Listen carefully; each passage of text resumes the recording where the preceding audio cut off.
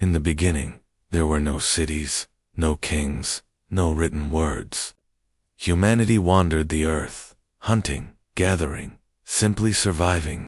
And then, in a land between two great rivers, something extraordinary began. From the mud and reeds of Mesopotamia rose the very first cities. Towering temples, crowded markets, canals carved from dust. A people called the Sumerians transformed chaos into order. They gave us writing. They gave us law. They gave us the first epic stories ever told. But their glory was fragile. Floods, droughts, famine, and war threatened them at every turn. Even their greatest kings could not escape disaster. For every rise, there was a fall. For every triumph, a collapse. The Sumerians dreamed of eternity, yet they vanished into the sand. Their voices were buried in clay, silent for thousands of years. This is their story, a story of ambition and arrogance, of gods and kings, of the people who began civilization itself. Welcome to Dark History. If you enjoy stories like this, don't forget to subscribe and hit the bell icon so you never miss the secrets hidden in the past. Chapter 1: The Land Before Time. The desert is wide and silent. 4 miles in every direction, the sand stretches like an endless ocean, broken only by the faint outlines of ruined walls and half-buried stones. The air is hot, and the wind moves slowly across the plain, carrying dust that has drifted here for thousands of years. On the surface, it looks like emptiness. But beneath this emptiness lies the story of the first civilization the world ever knew. Long before Egypt raised its pyramids, long before Greece built its temples, long before Rome dreamed of empire, there was Sumer. Sumer was a land between two great rivers, the Tigris and the Euphrates. Today we call this area Iraq, but 5,000 years ago, it was something else entirely. It was the birthplace of writing, of kings, of cities. It was the first place where humans built something bigger than themselves, something larger than small tribes or wandering hunters. It was the place where people came together to form a society that could endure, that could record, that could dream of eternity. And then, almost without warning, it disappeared. The story of the Sumerians is strange, because for centuries, no one even knew they had existed. By the time ancient Greece and Rome rose to power, the Sumerians were already a memory erased. Their language had died out. Their great cities were swallowed by the desert. Their names were forgotten. Even their gods were absorbed into the mythologies of later peoples. For almost 2,000 years, it was as if they had never lived at all. Only in the 1800s, when European explorers stumbled upon strange mounds in the Mesopotamian desert, did the first clues return to light. Imagine the scene. A group of explorers in the 19th century walks across the desert, climbing low hills made of packed clay and broken bricks. At first they believe these are natural mounds, nothing more than sand piled high by the wind. But when they dig, they discover something shocking. Beneath the surface are walls, stairways, sculptures, and tablets pressed with strange, wedge-shaped writing. These were not ordinary hills. They were the remains of great cities, once alive with thousands of people, now dead and buried for thousands of years. The discovery raised more questions than answers. Who had built these cities? What was this strange writing? And why had no one remembered them? As archaeologists uncovered more ruins, the scale of what they had found became clear. This was not just another forgotten kingdom. This was the beginning of civilization itself. The Sumerians did not appear slowly, as you might expect of an early people. They appeared suddenly, already advanced. They built vast cities like Uruk and Ur, with temples that towered above the plains. They invented the first system of writing, cuneiform, pressed into wet clay with sharp reeds. They studied the stars, measured the heavens, and divided time into minutes and seconds. They built canals to control the flow of water and turned dry desert into farmland. They created trade networks that stretched across the ancient world. The question that haunted the explorers still haunts us today. How did they do it?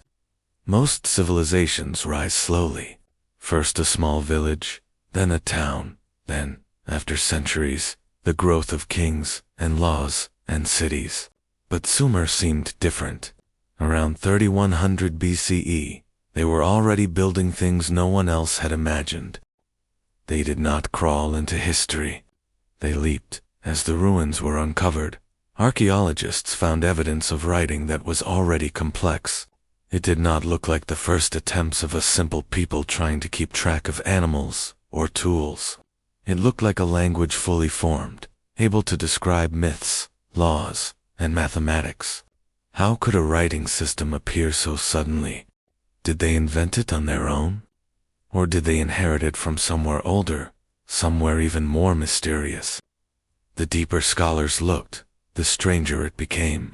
The Sumerians told stories of gods who came down from the heavens, gods who taught them how to build, how to write, how to rule. They spoke of great floods that nearly destroyed humanity, of kings who ruled for thousands of years, of battles between the divine and the mortal. Their myths were filled with echoes of later stories in the Bible and other sacred texts. The story of Noah's flood, the creation of man from clay, the tower that reached toward the heavens, all of these have shadows in Sumerian clay tablets written thousands of years before. But even myths can carry truth. And that is what makes the Sumerians so mysterious. Were these only legends, or were they memories of something real? The land itself offers clues. Southern Mesopotamia, where Sumer rose, is not an easy place to live. The summers are burning hot, the rivers often flood, and the soil is heavy with salt. And yet, here the Sumerians created the world's first cities. They learned to control the rivers with canals and dikes. They organized labor forces to dig channels that stretched for miles. They used mathematics to measure the land and record harvests. Their society was not the work of scattered tribes. It was the work of planners, builders, and thinkers. As archaeologists pieced together the evidence, they realized something profound. Civilization as we know it, the idea of living in cities, recording laws, organizing armies, worshipping gods in temples, all of it began here, with the Sumerians. They were the first to step out of prehistory and into history. And yet, despite all they achieved, their end came quickly. Around 2000 BCE, after nearly 1,000 years of brilliance, their cities fell. Their language died. Their temples crumbled. Other peoples moved in, building new empires on Sumer's bones. Babylon, Assyria, Persia, all of them inherited pieces of Sumer's greatness. But Sumer itself was gone. This sudden disappearance only deepened the mystery. How could a people so advanced vanish so completely? Was it war, famine, or something else? Why did no one carry on their language? Why did their very name disappear from memory until only broken ruins in the desert remained? Standing among those ruins today, you feel the silence pressing in. The walls are broken. The statues are headless. The ziggurats stand like stairways leading nowhere. But in the silence, there is also a voice, a whisper that says the Sumerians are not gone. Their ideas, their inventions, their stories are still with us. Every time we write down a law, every time we measure time, every time we look up at the stars and wonder, we are walking in their footsteps. The first civilization, the one that came before all others, still lives inside us. And yet, the mystery remains. Who were the Sumerians, really? How did they rise so suddenly? How did they gain knowledge that seems too advanced for their time? And why, after such brilliance, did they vanish so completely? These questions have no simple answers. Some historians see only natural causes: war, drought, invasion. Others see something stranger, something hidden in their myths, something we are not meant to understand. The truth may lie buried still, deep beneath the sand, waiting for us to uncover it. One thing is certain, the Sumerians were not ordinary. They were the first. They were the beginning, and like all beginnings, their story is filled with mystery. But this is only the surface. To truly understand them, we must go deeper into the clay tablets themselves, into the words they left behind. For it is in those tablets that the whispers of Sumer speak most clearly, whispers that may change everything we thought we knew about human history. And so we turn the page, from the ruins in the desert to the fragile marks pressed into clay, marks that carry secrets across 5,000 years, marks that will lead us into the next part of the mystery, because the Sumerians may have been the first to write, but what they wrote is far more unsettling than anyone expected. Chapter 2: Whispers in Clay. The desert keeps its secrets well. For thousands of years, the great cities of Sumer lay buried beneath layers of sand and silence. No one living in the villages of Uruk during the Middle Ages had any idea that they were walking above the ruins of the first civilization. To them, the strange mounds of earth that rose from the plain were simply natural hills. But inside those hills were the whispers of a forgotten world, locked in clay. The rediscovery began in the 19th century, when European explorers and archaeologists traveled into Mesopotamia. At first, they were searching for cities mentioned in the Bible, like Babylon and Nineveh. But what they uncovered was even older, something no one had expected. They dug into the dusty mounds and found broken bricks, temple walls, and most importantly, thousands upon thousands of clay tablets. These tablets were small, usually no bigger than a hand, and pressed with wedge-shaped marks. To the explorers, the symbols looked strange and impossible to read. They called it cuneiform, from the Latin word for wedge. At first, no one could understand what the signs meant, but slowly, over years of study, scholars cracked the code, and what they found shocked them. These tablets were not from Babylon or Assyria, as they had first believed. They were from a people even older.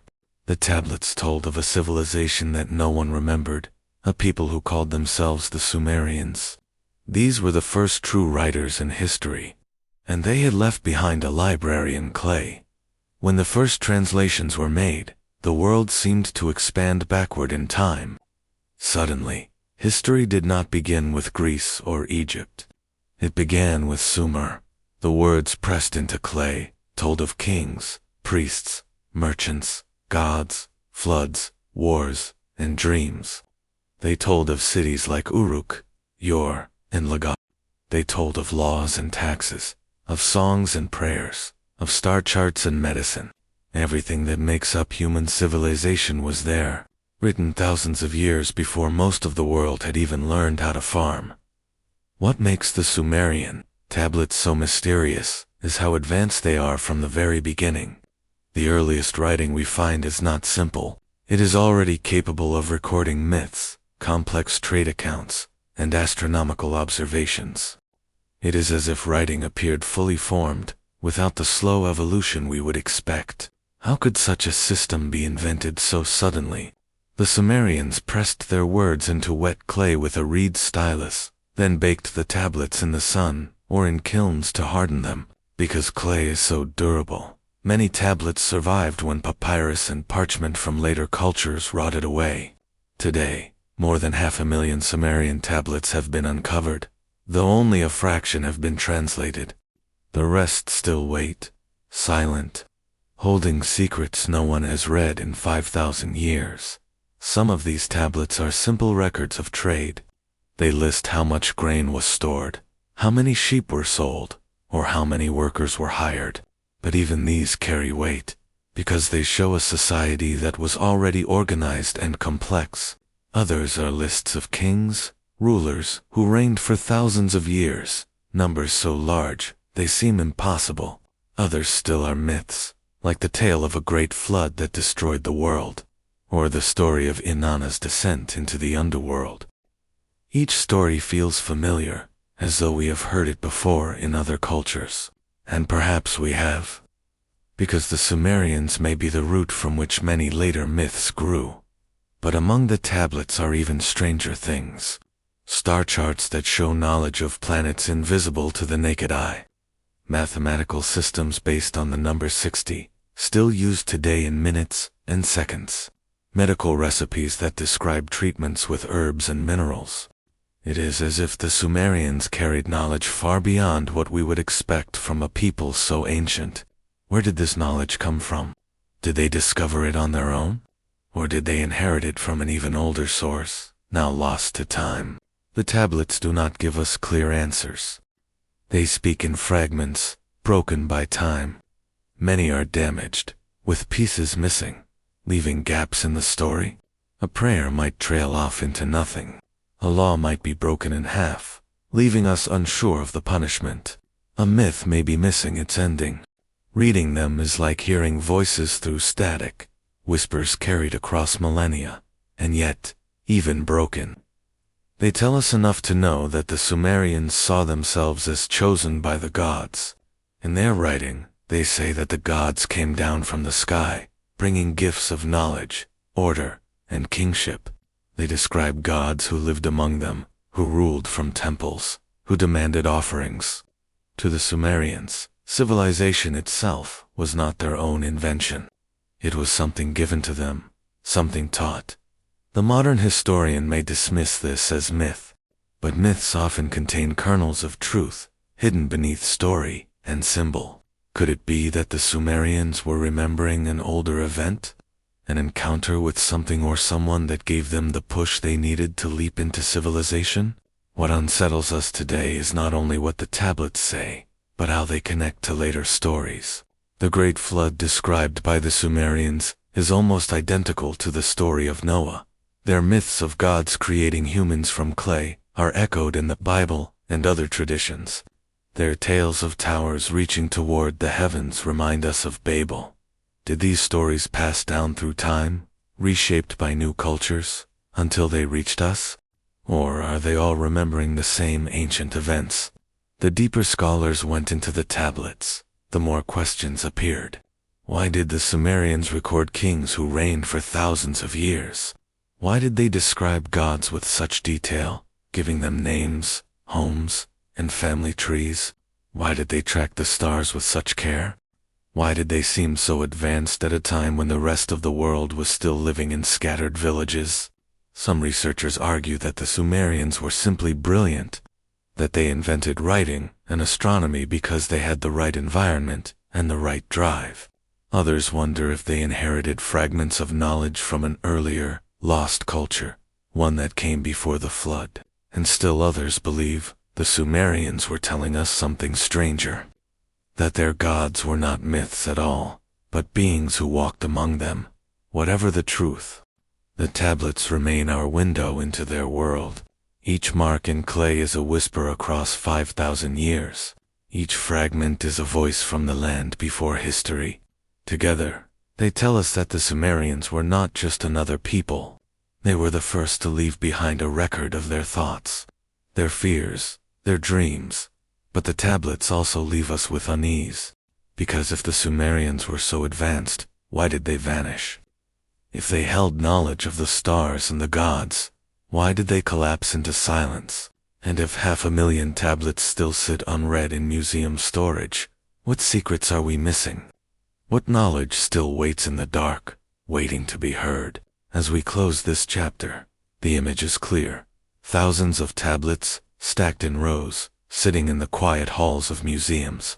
Most are unread, most are untouched.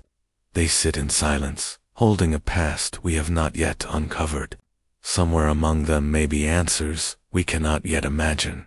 And so the whispers continue. Carried across clay, across centuries, across the desert itself. But what do those whispers lead to? Where do they take us next? The answer lies not in fragments of tablets, but in the cities themselves, the places where the Sumerians lived, ruled, and built wonders beyond their time. To truly see who they were, we must walk into their greatest city, a city that became a legend, a city that rose from the plain like a miracle. That city was Uruk, and it is there, in the shadow of its towering walls and temples, that the mystery deepens. Chapter 3. The City of Uruk. The sun rises over the flat plains of southern Mesopotamia. In the distance, something rises higher than the horizon, higher than anything else built by human hands at the time. It is not a hill or a mountain. It is a wall, stretching as far as the eye can see, built of millions of clay bricks, baked in the desert heat. Behind that wall lies the first great city in human history. This city was called Uruk. Uruk was unlike anything that came before it. Before Uruk, the world was made up of villages and small towns, scattered along rivers and farmlands. People lived close to the land, growing crops, raising animals, and trading with their neighbors. But Uruk was different. It was enormous, alive with tens of thousands of people, buzzing with activity, filled with temples, palaces, workshops, and markets. It was not a village that grew bigger. It was something entirely new, the invention of urban life. Archaeologists believe that Uruk may have been home to more than 50,000 people at its height, maybe even more. That may not sound like much today, but 5,000 years ago, it was an unimaginable number. No other place in the world had so many people living so close together. Uruk was the world's first true city, and it changed everything. The city was surrounded by massive walls, some said to stretch for nearly 6 miles, enclosing an area larger than many later medieval cities. These walls were so impressive that they became legendary. In the Epic of Gilgamesh, one of the oldest surviving stories in the world, the hero is told to climb the walls of Uruk and look upon them with awe, because no other city could compare. The walls symbolized power, protection, and permanence. They told the world that Uruk was not just a settlement, it was a force. Inside the walls, Uruk was divided into districts, each with its own character. At the center stood towering temples, known as ziggurats, dedicated to the city's gods. These stepped structures rose high above the houses, catching the sunlight and dominating the skyline. From the top of a ziggurat, a priest could look out over the entire city, watching the movement of people, animals, and trade. The ziggurat was not only a religious center, but also a symbol of connection between heaven and earth. To climb its steps was to move closer to the divine. The most famous ziggurat of Uruk was dedicated to Inanna, the goddess of love, war, and fertility. Inanna was the city's patron goddess, and her temple was the beating heart of Uruk. People brought offerings of food, drink, and precious goods to her temple, hoping for blessings of abundance and protection. Priests and priestesses performed rituals, songs, and ceremonies in her honor, filling the air with music and incense. For the people of Uruk, the gods were not distant figures. They were present, living among them, watching, rewarding, and punishing. But Uruk was more than temples and walls. It was a place of invention and creativity. The earliest known form of writing, cuneiform, developed here around 3100 BCE. At first, writing was used to keep records of trade lists of grain, sheep, or workers. But soon it grew into something more. Writing became a tool for recording myths, laws, and prayers. It allowed the people of Uruk to communicate across time, leaving messages for the future. Writing was born in Uruk, and with it, history itself. The economy of Uruk was also revolutionary. Farmers from the surrounding countryside brought crops and animals into the city, where they were stored, distributed, and traded. Craftsmen made pottery, jewelry, and tools. Traders carried goods from faraway land, timber from Lebanon, metals from Anatolia, stones from Iran. Uruk became the center of a vast network that stretched across the ancient Near East. It was not just a city. It was the heart of a world system, a hub that connected distant lands. But Uruk was not only about trade and religion. It was also about power. At its center stood the palace, where kings ruled with authority given, they claimed, by the gods themselves. The most famous of these kings was Gilgamesh, who may have been a real ruler in the early dynasties of Uruk. Over time, his deeds grew into legend. and he became the hero of the world's first great epic. The Epic of Gilgamesh tells of a king who sought immortality, who fought monsters, who spoke with gods, and who faced the limits of human life. In its pages, we find not only adventure, but also some of the deepest questions ever asked. Why do we die? What does it mean to live? How can we leave a legacy that lasts beyond us? These questions were first asked in Uruk, in a time so ancient it seems impossible. Yet they are still our questions today. Life inside Uruk must have been overwhelming. Imagine walking through its crowded streets. Vendors shout in the market, offering bread, beer, and cloth. Farmers drive donkeys, loaded with baskets of dates and grain. Children play in the dust, while scribes sit with clay tablets, carefully pressing their stylus to record trades and stories. The smell of smoke rises from ovens, while music drifts from the temple. The city is alive, every corner filled with movement and sound. But for all its brilliance, Uruk was not without darkness. The city required enormous labor to sustain itself. Canals had to be dug and maintained to bring water from the rivers. Fields had to be worked endlessly, despite the burning heat. Walls had to be repaired, temples rebuilt, and taxes collected. The power of the priests and kings was absolute, and the people lived under the constant presence of the gods, who demanded obedience and sacrifice. And there was fear. For all its strength, Uruk was fragile. Floods from the rivers could destroy fields in a single season. Drought could starve the people. Enemies from the outside could attack. Disease could spread quickly in such a crowded place. To live in Uruk was to live on the edge of survival, balanced between greatness and disaster. Yet perhaps it was this balance, this constant pressure, that made Uruk the seed of civilization. For here, for the first time, humans came together in numbers never before seen, creating systems, inventions, and stories that shaped the world forever. Still, the mystery remains. How did Uruk rise so quickly?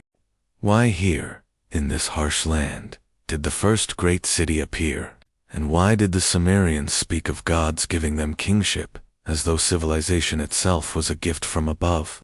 Standing among the ruins of Uruk today, you can still see the outlines of the walls, the broken foundations of temples, the remnants of canals.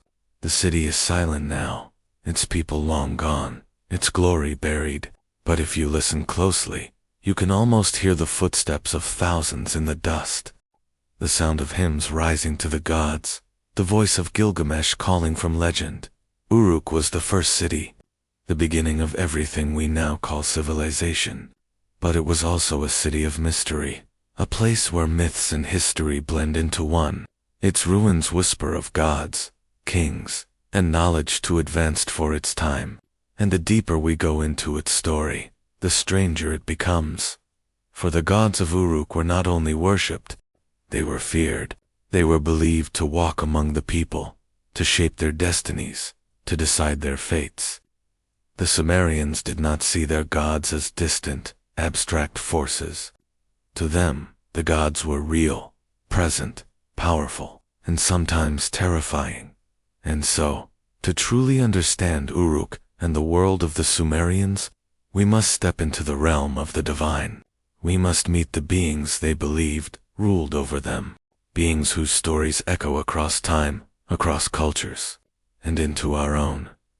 The question is not only who the Sumerians were, but who their gods were, because the gods of the Sumerians may not have been gods at all. Chapter 4, Gods of the Sky. The world of the Sumerians was filled with gods. To them, the gods were not ideas or symbols. They were real beings, alive and powerful, watching everything, deciding the fate of kings and farmers alike. The Sumerians looked at the sky, the rivers, the storms, and the stars, and they believed they saw the hands of divine forces shaping their world. To survive in such a harsh land, they felt they had to understand these gods, honor them, and sometimes fear them. The Sumerians did not believe in one god, but in many. Each god had a name, a role, and a story. Together, they formed a great family of divine beings who lived, argued, and ruled, much like humans themselves. At the top of this divine order stood Anu, the god of the sky. Anu was seen as the father of the gods, the one who watched from above, distant and mighty. His home was the highest heaven, beyond the reach of mortals, and his authority stretched over all creation. Yet Anu was not always close. He was often far, unreachable, a symbol of power too great for humans to touch. Beneath him stood Enlil, the god of air, storms, and destiny. Enlil was feared more than loved. He controlled the winds that could bring life-giving rains or devastating storms. He decided the fate of kings, handing down the right to rule, known as kingship. When Enlil favored a city, it flourished. When he withdrew his blessing, disaster followed. To the Sumerians, Enlil was both protector and destroyer. Then came Enki, the god of wisdom and water. Enki was different from Enlil. He was a creator, a problem solver, a god of cleverness and invention. He lived in the deep waters, the source of life, and he was often the one who helped humanity survive. Many Sumerian stories tell of Enki stepping in when disaster was near, guiding humans, giving them knowledge, teaching them how to build, farm, and write. Enki was the trickster and the teacher, the god who whispered secrets in the dark. And then there was Inanna, the goddess of love and war, beauty and destruction. She was the most unpredictable of them all. Inanna could bless the land with fertility, filling the fields with crops and the homes with children. But she could also bring chaos, leading armies to battle, destroying cities, and demanding sacrifice. Inanna was both life and death, desire and fear. Her temple in Uruk was the most important in the land, and her presence was felt everywhere. She was not a quiet goddess. She was wild, passionate, and dangerous. The Sumerians told stories about these gods that shaped how they saw the world. They believed the gods created humans, not out of love, but out of need. The gods grew tired of doing all the work digging canals, farming fields, building cities, so they created humans to serve them. According to these stories, humans were made to carry the burdens of the gods, to feed them with offerings, to keep their temples, and to praise their names. This belief created a deep sense of duty. Every temple was a house of the gods, and every offering was necessary to keep the balance of the world. If humans failed in their duties, the gods could punish them with floods, droughts, or invasion. Life was a contract between mortals and immortals, and breaking that contract meant disaster. But there is something unsettling about these gods. When we read the old Sumerian texts, the gods seem too human. They argue, they fight, they grow jealous, they make mistakes. They are not perfect beings of light and goodness. They are powerful rulers, often harsh and demanding. To the Sumerians, this was normal. The world was unpredictable, filled with danger and change, and their gods reflected that reality. Yet the stories go even deeper. Some myths describe the gods not only as rulers, but as beings who walked among humans, who lived in temples, who gave laws and knowledge directly. The kings of Sumer claimed their authority came from the gods themselves, passed down through a sacred bond. Some texts even speak of times when the gods ruled on earth before kings existed, as if the first rulers of humanity were not human at all. This idea raises questions that still haunt us today. Were these stories simply myths, created to explain the world? Or did the Sumerians record memories of something they truly believed happened? When they spoke of gods descending from the sky, were they speaking in symbols or describing events they witnessed? The Sumerians themselves seemed to believe their gods were very real. They built enormous temples, not as places of gathering for people, but as houses for the gods. These temples, called ziggurats, were designed as stairways between heaven and earth. The gods were thought to descend onto these structures, to rest within them, to accept offerings and speak through priests. Every brick, every step, was made to bring the divine closer to the mortal dot. At the top of the ziggurat, the air was thin and quiet. The wind whispered across the desert, carrying the voices of the gods. From here, priests watched the stars, charting the movements of planets and constellations. They believed the heavens were messages, written in light, showing the will of the gods. Astronomy and religion were one. The sky was not just empty space. It was a living map of divine order, and yet, behind the devotion, there was fear. The gods were powerful, but they were also dangerous. If the people angered them, if the offerings were not enough, if the rituals were broken, disaster could strike. Floods could rise, enemies could attack, famine could spread. The gods were not gentle guardians. They were rulers who demanded obedience, and their punishments were swift. Still, the Sumerians accepted this. To them, life was fragile, survival was never guaranteed, and only by pleasing the gods could balance be maintained. The world was a constant struggle between chaos and order, and the gods were the only ones who could keep the darkness at bay. But in their myths, there is a recurring theme of floods, of destruction, of times when the gods decided to wipe out humanity and start again. One story in particular speaks of a great flood sent by the gods to destroy all life. A flood so powerful that it covered the land and drowned the world. Yet one man was warned, one man who built a great boat, who saved animals and people, and who survived to begin life again. This story, told in Sumer thousands of years ago, would echo across cultures, appearing in the Epic of Gilgamesh, in Babylonian myths, and later in the story of Noah in the Bible. The flood was not just a story of destruction, it was a warning. It was a reminder that the gods held the power of life and death, and that even the greatest cities could be washed away in an instant. The gods of the Sumerians were not gentle protectors. They were beings of the sky, the earth, and the waters, beings who demanded respect and obedience. To the people of Sumer, their presence was undeniable. They were in the storms, in the rivers, in the harvests, in the very breath of life. But they were also in the disasters, in the hunger, in the wars.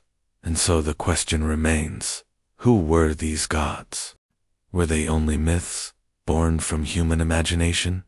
Or were they something more, something the Sumerians truly encountered in their ancient world?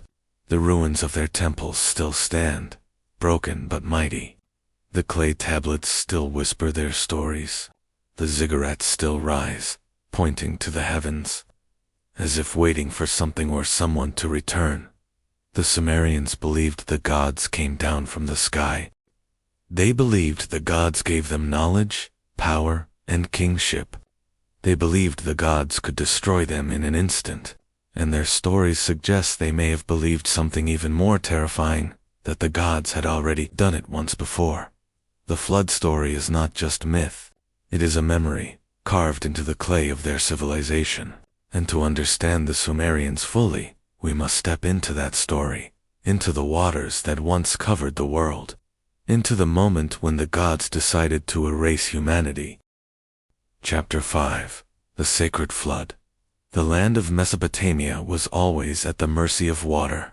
The two great rivers, the Tigris and the Euphrates, gave life to the fields, but they could also bring sudden death. Floods swept across the flat plains without warning, destroying homes, drowning crops, and washing away entire villages. For the Sumerians, water was both a blessing and a curse. It sustained life, but it also threatened to end it.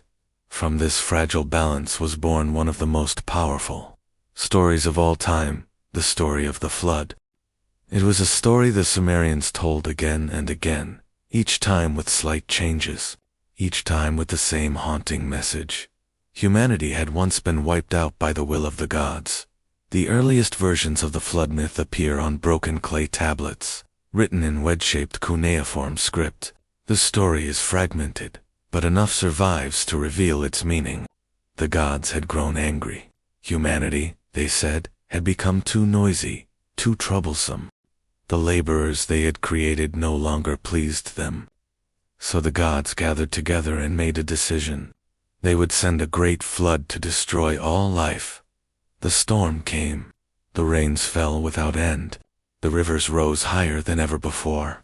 The winds roared. The earth trembled. The waters covered everything, sweeping away animals, houses, cities, and fields. The world became an endless sea. Humanity was drowned, its voice silenced, its future erased. But not everyone perished. In the story, one man was chosen. His name changes across versions, but in the Sumerian tale he is called ziggurats. In the later Akkadian version, he becomes Atrahasis. In the Babylonian epic, he is Utnapishtim, and in the Hebrew Bible, he becomes Noah. But the core is the same. A single man is warned of the coming flood and told to build a great boat. Ziggurats obeyed. He built a vessel large enough to carry his family and animals of every kind. He sealed it with pitch, filled it with supplies, and waited. When the storm came, his boat rose on the waters, tossed and battered by the waves. For 7 days and nights, the flood raged, until the world was silent and still. Then the waters began to recede. The boat came to rest. Ziggurats opened the door, released birds to search for land, and at last stepped onto dry ground. Humanity had been saved, not by strength, but by warning and obedience. When the gods realized that some humans had survived, their reactions were strange. Some were angry that the plan had failed. Others were relieved, glad that life had not ended entirely. Ziggurats was granted immortality, taken to live in a faraway place at the ends of the earth, a reward for surviving the wrath of the gods.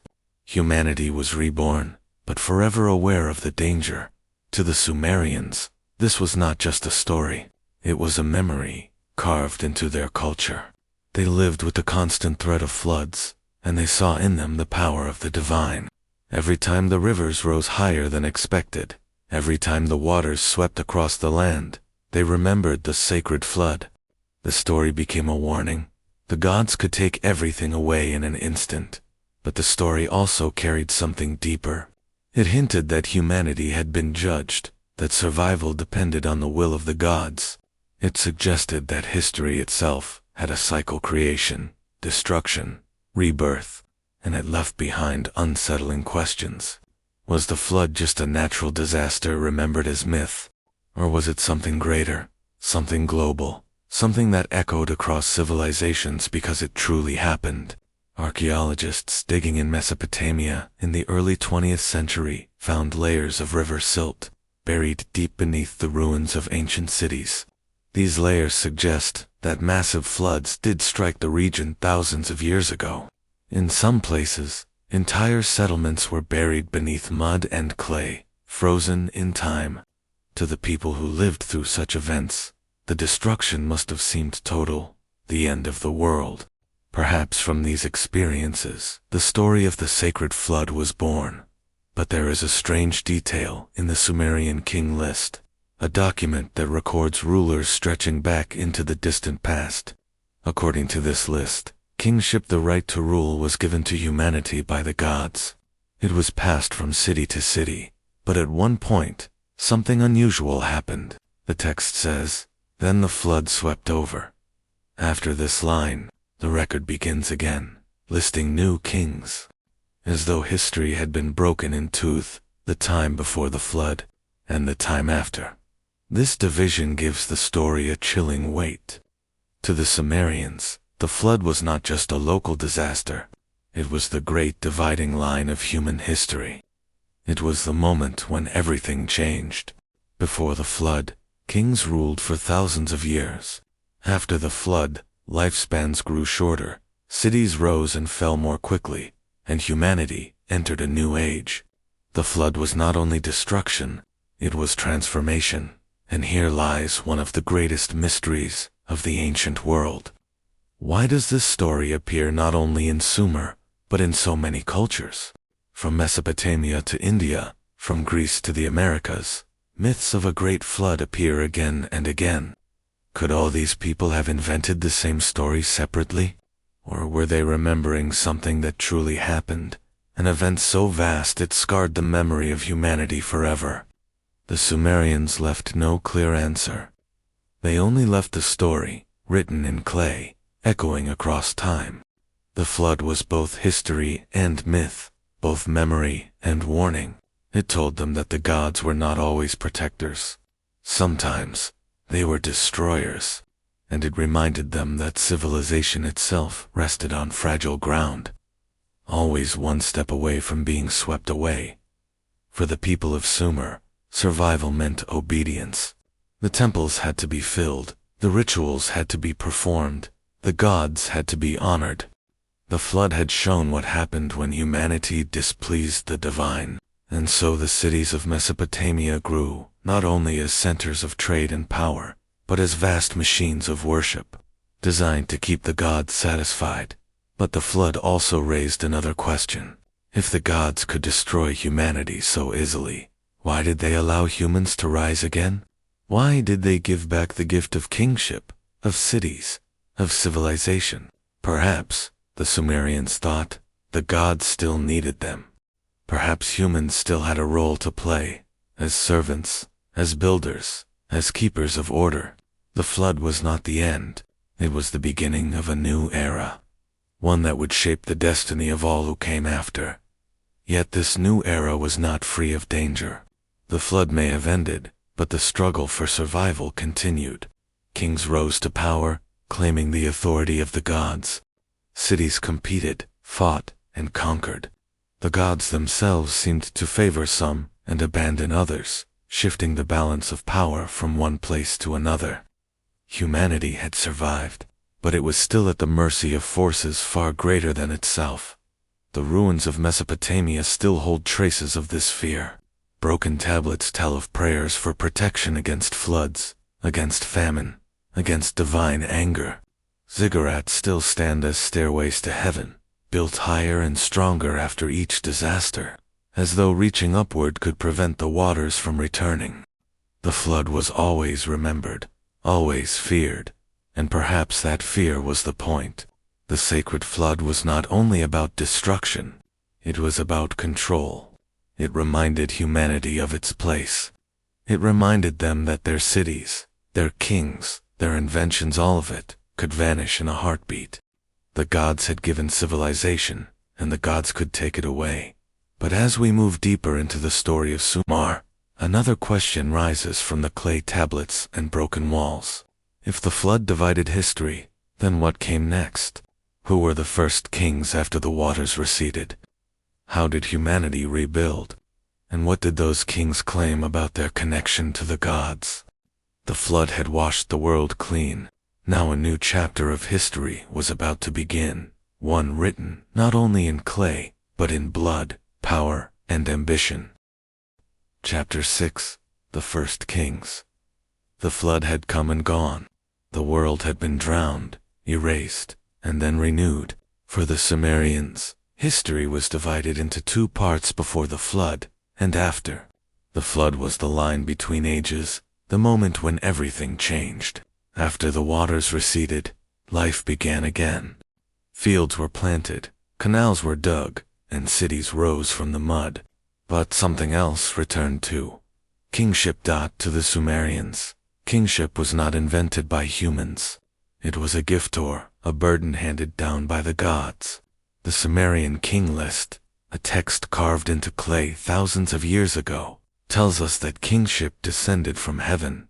It moved from one city to another, never fixed in one place forever. Each city that held it rose in power. Each city that lost it fell.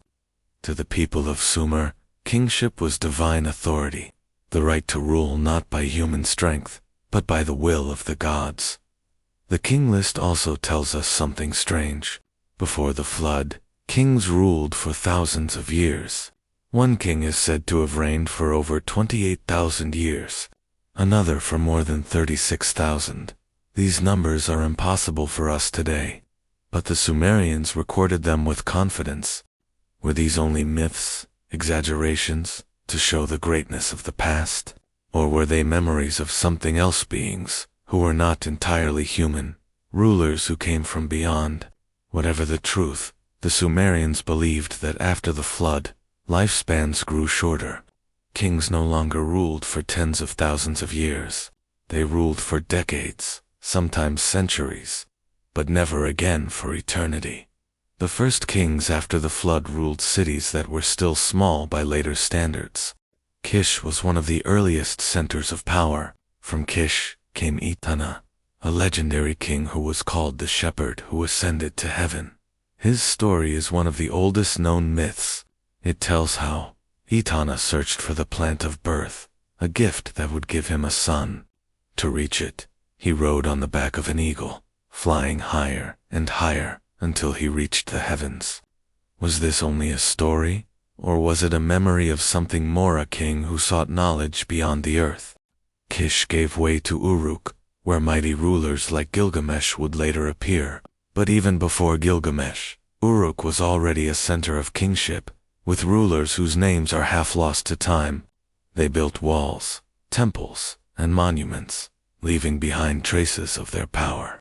The king list presents them not just as men, but as figures chosen by the gods, protectors of their cities, keepers of order. The role of the king in Sumer was more than political. The king was seen as the link between the gods and the people.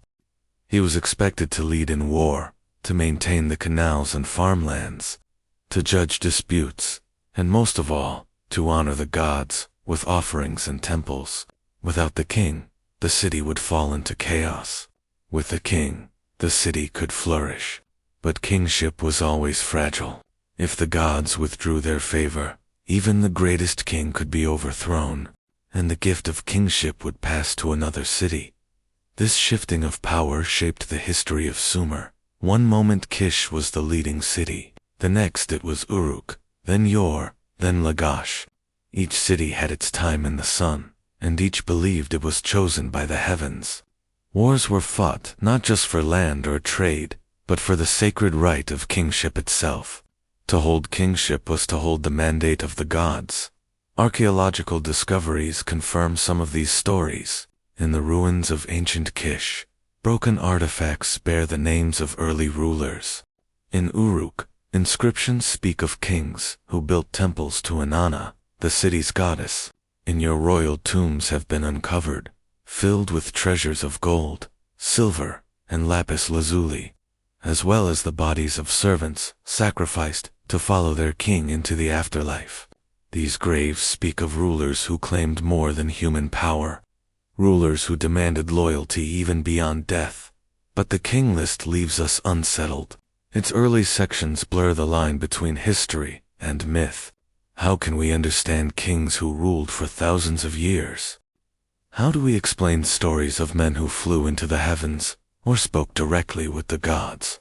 Were these only legends, written to glorify the past, or do they point to something we cannot explain, a time when the boundaries between gods and men were not as clear as they are today?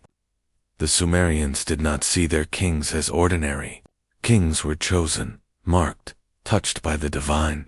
Even Gilgamesh, one of the most famous kings of Uruk, was said to be 2/3 divine and only 1/3 human. To the people, such descriptions were not poetry, they were truth. The kings were not just leaders. They were part of something greater. Life under the first kings was harsh. The cities needed constant labor. Canals had to be dug and cleaned to bring water to the fields. Crops had to be planted and harvested in the burning heat. Temples had to be supplied with food, beer, and offerings. And wars broke out often, as cities fought for dominance. The kings led their armies in chariots, brandishing spears and axes, seeking glory and conquest. To the common people, life was toil. But to the kings, life was legacy. Every wall built, every temple raised, every battle fought was a way to carve their names into history. The cycle of kingship, shifting from one city to another, created both rivalry and innovation. Each city wanted to outshine the others, building larger temples, stronger walls, and more impressive monuments. In this competition, the Sumerians advanced quickly, inventing new tools, new systems of government, new ways of writing and recording their achievements. Civilization itself was driven forward by the ambition of kings, and yet, beneath the glory, there was fear. The memory of the flood never disappeared. The kings knew that their power lasted only as long as the gods allowed it. One failure, one misstep, could bring ruin. If the gods abandoned the city, no army, no wall, no treasure could save it. This fear made kings build higher, fight harder, and worship more fiercely. They ruled with pride, but also with dread. Knowing they were only caretakers of a gift that could be taken away, the ruins of Sumer still whisper their names. Etana of Kish, the king who flew to heaven, Mesgagnun of Uruk, who is said to have entered the sea and disappeared, Gilgamesh, who sought immortality. These kings are half history, half myth, their lives written in clay but blurred by time. The king list presents them as real, but their stories stretch beyond what seems possible, and so we are left with questions. Were the first kings only men, glorified by legend? Or were they something more, beings touched by forces we cannot fully understand? The Sumerians themselves believed they were chosen, appointed by the gods, rulers of destiny.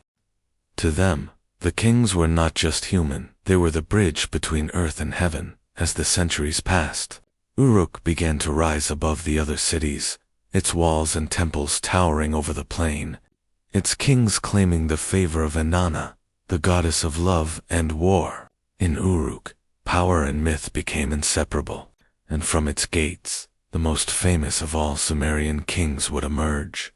But before we tell his story, we must understand how Uruk itself became the center of the ancient world. The city that rose from the mud of Mesopotamia would become the cradle of kings, the birthplace of writing, and the stage for legends that still haunt us today. The story of Uruk was just beginning. Chapter 7. Uruk, Rise of Power.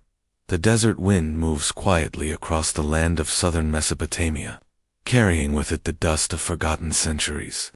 Buried beneath this dust lie the ruins of a city that once stood as the greatest of its age, a city whose name has echoed through myths, legends, and history. That city was Uruk. Uruk was more than stone and clay. It was the beating heart of early civilization, the place where human society first grew into something vast, organized, and lasting. Long before Rome, long before Athens, even long before the pyramids rose in Egypt, Uruk had already become a center of power and invention. Its rise was sudden, almost impossible, as though the city was destined from the start to shape the world. The story of Uruk's rise is written in the earth itself. Archaeologists digging through its layers discovered signs of continuous growth. From a small settlement in the Ubaid period to a sprawling metropolis by 310 BCE, each layer revealed more complexity. Larger houses, stronger walls, new temples, new systems of trade. The city seemed to expand endlessly, spreading its influence far beyond its walls. At its height, Uruk may have held over 50,000 people, making it the largest city in the world at the time. To us today, 50,000 may sound small, but 5,000 years ago, it was extraordinary. No other settlement even came close. Villages scattered along the rivers may have had a few hundred, maybe 1,000. Uruk towered above them all, not only in numbers, but in ambition. The city was surrounded by massive walls built of sun-dried bricks. These walls stretched for miles, enclosing temples, homes, workshops, and markets. To approach, Uruk must have been overwhelming. From the distance, its ziggurats rose like mountains, catching the first light of dawn, their shadows falling across the plain. The walls promised protection, but they also declared dominance. They said to the world, "Here is power, here is permanence, here is civilization." At the center of Uruk's rise was religion. The city's patron goddess was Inanna, the goddess of love, fertility, and war. Her temple, the Ina, was not only a place of worship, but also the core of the city's identity. It was here that offerings poured in from farmers and merchants. It was here that scribes recorded accounts on clay tablets, keeping track of goods, workers, and rituals. The temple was an economic engine as much as a spiritual one, controlling vast resources and redistributing them across the city. But Inanna was not the only god honored in Uruk. The sky god Unu also had his great temple here. Together, these sacred places made Uruk a religious capital, a city where heaven and earth seemed to touch. The ziggurats stood like stairways to the divine, reminders that the gods were near, watching, ruling. For the people of Uruk, the gods were not distant ideas. They were present, living forces, and the city itself was their home. Religion and power were deeply connected. Kings claimed their authority through the gods, ruling as their chosen representatives.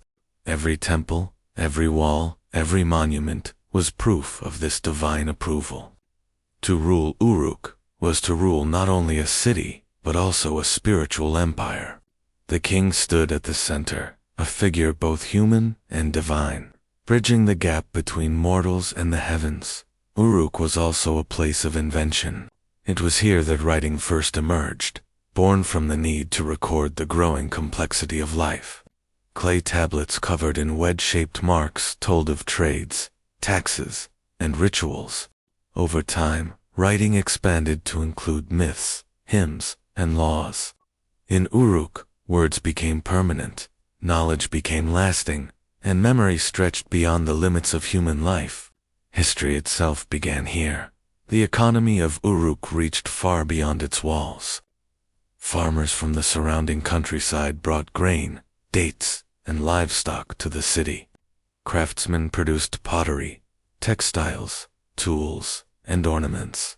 Traders carried goods across long distances, bringing precious stones from Iran, metals from Anatolia, timber from distant mountains. Uruk was the hub of a vast network, connected to lands far away, shaping trade routes that would last for centuries. But the rise of Uruk was not only about wealth and religion. It was also about power and war. As the city grew, so did its need to defend itself and to expand its influence. Armies marched from Uruk into neighboring lands, carrying spears, axes, and the new invention of the battle chariot. The city's kings sought glory and conquest, claiming territory and tribute. Uruk was not content to remain within its walls. It reached outward, shaping the lands around it in its image. Life inside Uruk was a mix of wonder and hardship. The streets were crowded with people, animals, and carts. Markets buzzed with trade. Workshops rang with the sound of tools. Temples filled the air with incense and song. But behind the activity lay constant labor. Canals had to be dug and maintained. Fields demanded endless work under the burning sun. Taxes weighed heavily on the people, feeding the temples and the kings. Life was hard, but it was also extraordinary. For the people of Uruk lived at the center of something entirely. Nutha, first great civilization. The walls of Uruk became legendary. In the Epic of Gilgamesh, the hero is told to climb them and look out, to see their strength and beauty, proof of what humans could achieve. These walls were not only protection, they were memory. They were the lasting mark of a city that refused to be forgotten. Even now, broken and weathered, they stand in the desert, silent but powerful, reminders of the city's greatness. Yet, with greatness came mystery. How did Uruk rise so quickly? Why did civilization appear here, in this harsh land, between two unpredictable rivers? The Sumerians themselves believed it was the gods who gave them kingship, who gave them writing, who gave them the very order of life. To them, Uruk's rise was not only human achievement, it was divine will. But history raises unsettling questions. Was Uruk's greatness simply the result of human innovation? Or was there something more, something the Sumerians themselves hinted at in their myths? They spoke of gods who descended from the sky, of rulers who were part divine, of knowledge given rather than discovered. Were these only stories, or echoes of something long forgotten. As Uruk reached its height, one figure would emerge who embodied the spirit of the city. His name would echo across centuries, written in clay, spoken in legend. He would be remembered not only as a king, but as a hero, a seeker, a man who challenged the gods themselves. His name was Gilgamesh, and his story would become the first great epic of human history. Chapter 8, the Epic of Gilgamesh. In the heart of Uruk, behind walls that stretched for miles, there lived a king whose name would echo through thousands of years. His story was carved into clay tablets, carried in whispers from temple to temple, and finally rediscovered beneath the sands of Mesopotamia. This man was Gilgamesh, the mighty king of Uruk, part human, part divine, and remembered as the hero of the world's first great epic. The Epic of Gilgamesh is not just a tale. It is a window into the soul of the Sumerians, a mirror reflecting their fears, their hopes, and their vision of life and death. It is a story of friendship, power, love, and the haunting search for immortality. And though it was written nearly 5,000 years ago, its questions are still our questions today. Gilgamesh is introduced as a king unlike any other. He is said to be 2/3 divine and 1/3 human. His father was a mortal, but his mother was a goddess, giving him strength beyond ordinary men. The king list records him as a real ruler of Uruk, but the epic transforms him into something larger than life. Gilgamesh is strong, proud, and restless. His power is unmatched, but his arrogance is dangerous. He rules Uruk with a heavy hand, demanding too much from his people, pushing them to the edge. The people pray to the gods for relief. The gods hear their cries, and they create a challenger. From the wilderness comes Enkidu, a wild man covered in hair, living among animals, drinking from rivers, and roaming free. Enkidu is raw strength, untouched by civilization. He is meant to balance Gilgamesh, to stand against him, to humble him. At first, the two men clash. They wrestle in the streets of Uruk, each refusing to yield. But instead of destroying each other, they find respect. Their fight becomes the beginning of a friendship, unlike any other. Together, Gilgamesh and Enkidu set out on adventures that will test their strength and courage. They travel into the great cedar forest, guarded by the monstrous Humbaba. With axes and swords, they face the giant, slaying him after a brutal battle. They cut down the sacred trees, bringing glory to Uruk, but also angering the gods. Their victory is stained with unease. They have crossed boundaries, meant for the divine. Their next challenge comes when the goddess, Inanna, known as Ishtar in later times, offers herself to Gilgamesh. She is powerful, beautiful, and dangerous, but Gilgamesh refuses her, insulting her with sharp words, reminding her of the fates of her past lovers, all destroyed by her wrath. Humiliated and furious, Inanna unleashes the bull of heaven upon Uruk. The beast descends, shaking the earth, killing hundreds. But once again, Gilgamesh and Enkidu fight together. With skill and bravery, they slay the bull, saving their city, but sealing their fate. For the gods cannot allow mortals to defy them again and again. One of the heroes must pay the price. And so, Enkidu falls ill. His sickness drags on, leaving him weak, tormented by dreams of the underworld. Finally, he dies, and Gilgamesh is left alone. The death of Enkidu shatters Gilgamesh. For the first time, he feels the weight of mortality. His closest companion, his brother in arms, is gone. The mighty king, who once believed himself untouchable, now trembles before death. In his grief, he roams the wilderness, his hair unkempt, his clothes torn, his heart burning with questions. Why must humans die? Why is life so short? Why do even the strongest fall to dust? This is where the epic deepens. Gilgamesh is no longer a story of power and conquest. It becomes a story of fear, of searching, of the desperate longing for immortality. The king of Uruk leaves his city, and journeys far beyond its borders, seeking a man named Utnapishtim, the one human said to have survived the Great Flood, the one granted eternal life by the gods. Gilgamesh's journey is filled with trials. He crosses deserts, mountains, and seas. He faces scorpion men who guard the path to the sun. He walks through 12 leagues of darkness, with no light, no stars, only endless night. At last, he reaches the edge of the world, where he meets Utnapishtim, the immortal survivor. Here, Gilgamesh hears the story of the flood. Utnapishtim tells him how the gods once decided to destroy humanity with a great deluge, but one god warned him. He built a massive boat, saved his family and animals, and survived when the waters swept across the earth. When the flood ended, the gods granted him eternal life, but no one else. His story is hauntingly familiar, echoing the later tale of Noah in the Bible, and countless other flood myths across the world. Gilgamesh begs Utnapishtim for the secret of immortality. But Utnapishtim tells him the truth. Death is the fate of all humans. Immortality cannot be given to him. Still, he offers Gilgamesh a test, a wake for 6 days and 7 nights. But exhaustion overcomes the king, and he falls asleep almost immediately. He has failed, and yet, before Gilgamesh departs, Utnapishtim reveals one last secret. At the bottom of the sea grows a plant that can restore youth. Desperate, Gilgamesh dives into the waters, retrieves the plant, and begins his journey home.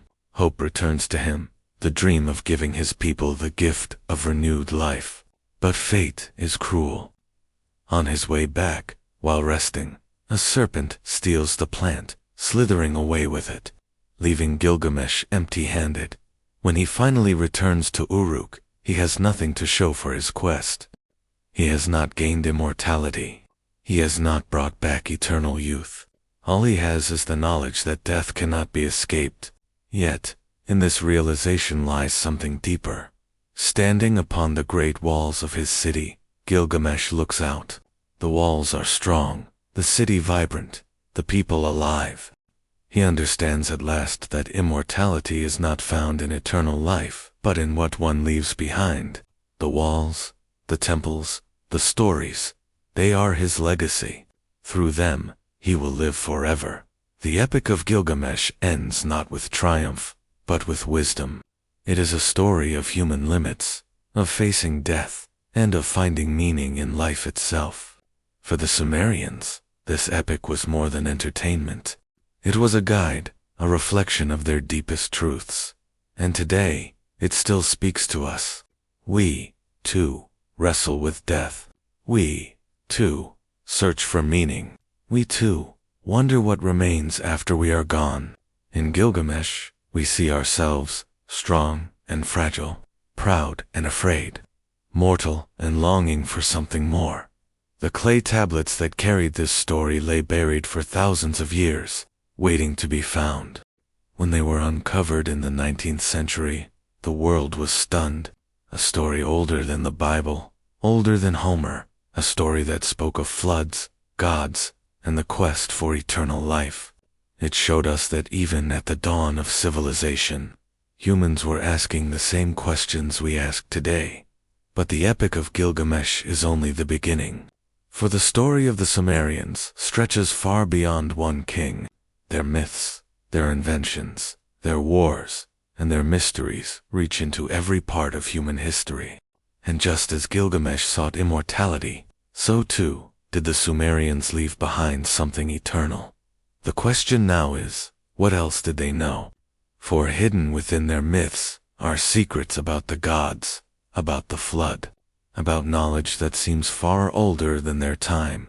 And in the next chapter, we follow Gilgamesh further into his search for immortality, into the flood story itself, and into mysteries that still haunt us today. Chapter 9, The Quest for Immortality. The desert sun beats down on the ruins of Uruk. The walls still stand, broken but proud, echoing the memory of a king who once walked their length, searching for meaning. Gilgamesh, the mighty ruler, had faced his greatest fear, the death of his friend Enkidu. In that loss, he discovered the terrible truth. No man, not even a king touched by the gods, could escape death. But the story of Gilgamesh is more than one man's grief. It is the story of humanity itself, of our endless struggle against the limits of life. The quest for immortality did not end with Gilgamesh. It began with him. His epic is a reflection of something older, something deeper, the human desire to live forever. For the Sumerians, immortality was not just a dream. It was a possibility, glimpsed through myths, rituals, and gods who walked among them. Their texts hint at men who lived for thousands of years, at rulers who ruled before the flood, at secrets handed down from heaven itself. To read their words is to feel a shadow of something extraordinary, something that suggests the line between mortal and immortal was once thinner than we believe. When Gilgamesh set out to find Utnapishtim, he was chasing a story already ancient in his time. The story of the flood survivor, the man granted eternal life, was a tale passed down from the earliest Sumerian cities. Utnapishtim, or Ziusudra in older texts, was chosen by the gods to live forever. He was a reminder that immortality had once been given to humans, but then taken away. For Gilgamesh, meeting him was proof that the dream was real, that death was not absolute. The flood story itself is haunting. It describes gods who grew angry at mankind, deciding to wipe them away with water. Only one man was warned, told to build a massive boat, to gather his family, and to carry the seed of life within it. When the waters rose, he survived. When they receded, he was blessed with eternal life. This tale, carved into Sumerian clay, would echo across the ages, reshaped into the story of Noah, the tale of Deucalion in Greece, and countless other flood myths scattered across the globe. But in Sumer, it was more than a myth. It was a clue, a key to immortality. For Gilgamesh, the meeting with Utnapishtim was both hope and despair.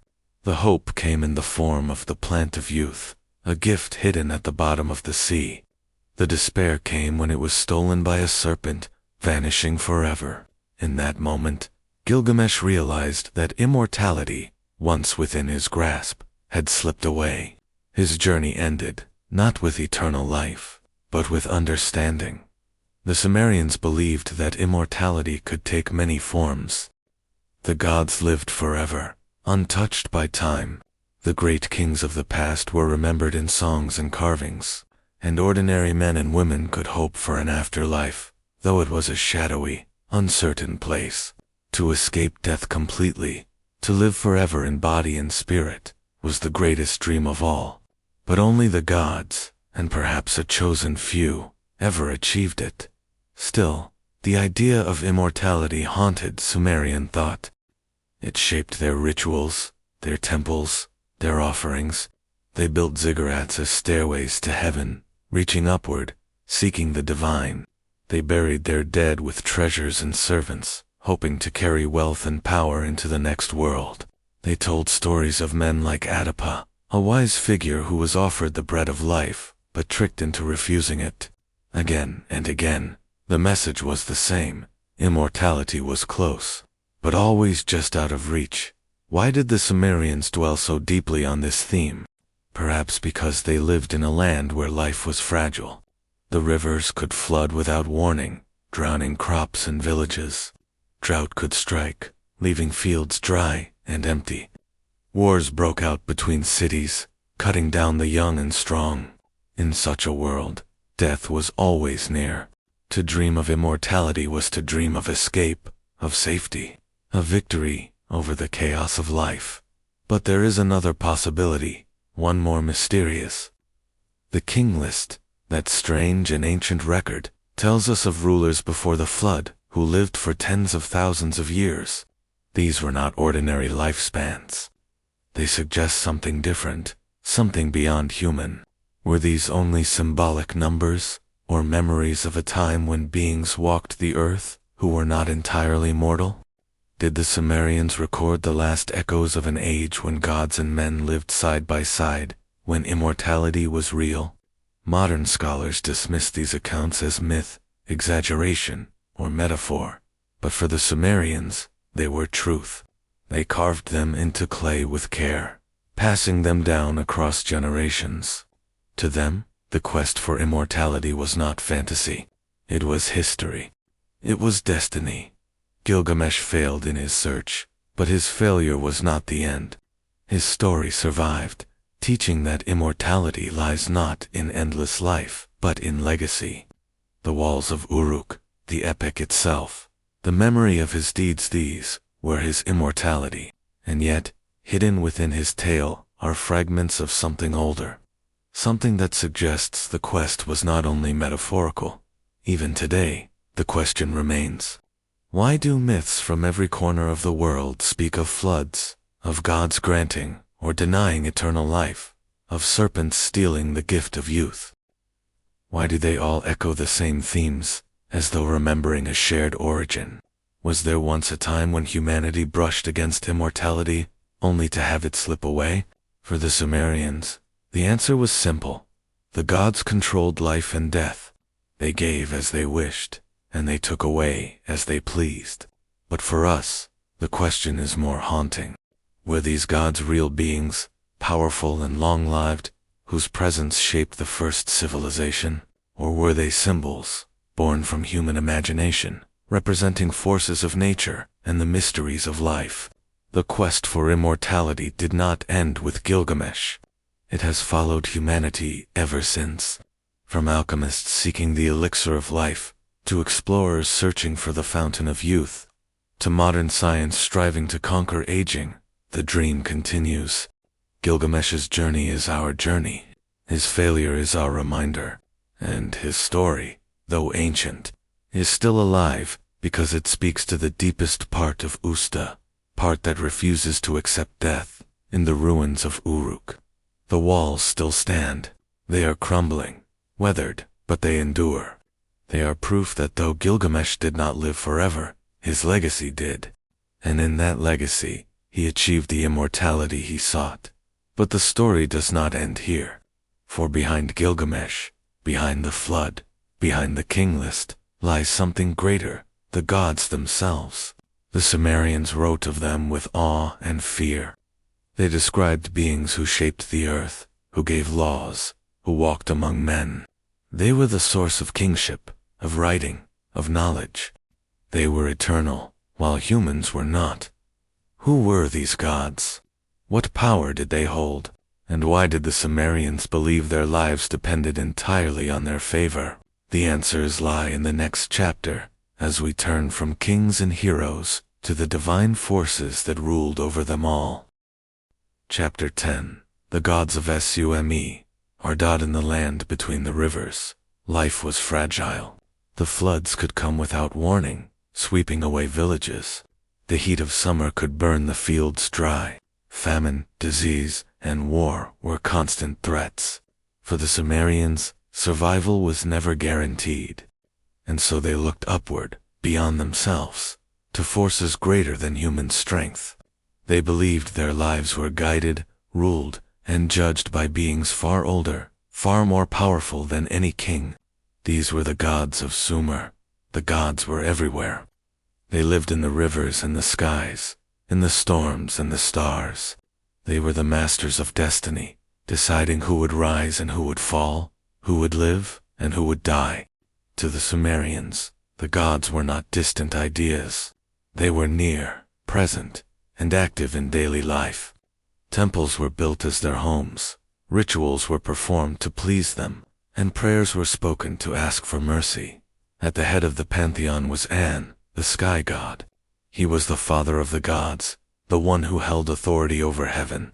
His temple at Uruk was one of the oldest sacred sites, a reminder that the heavens ruled over the earth.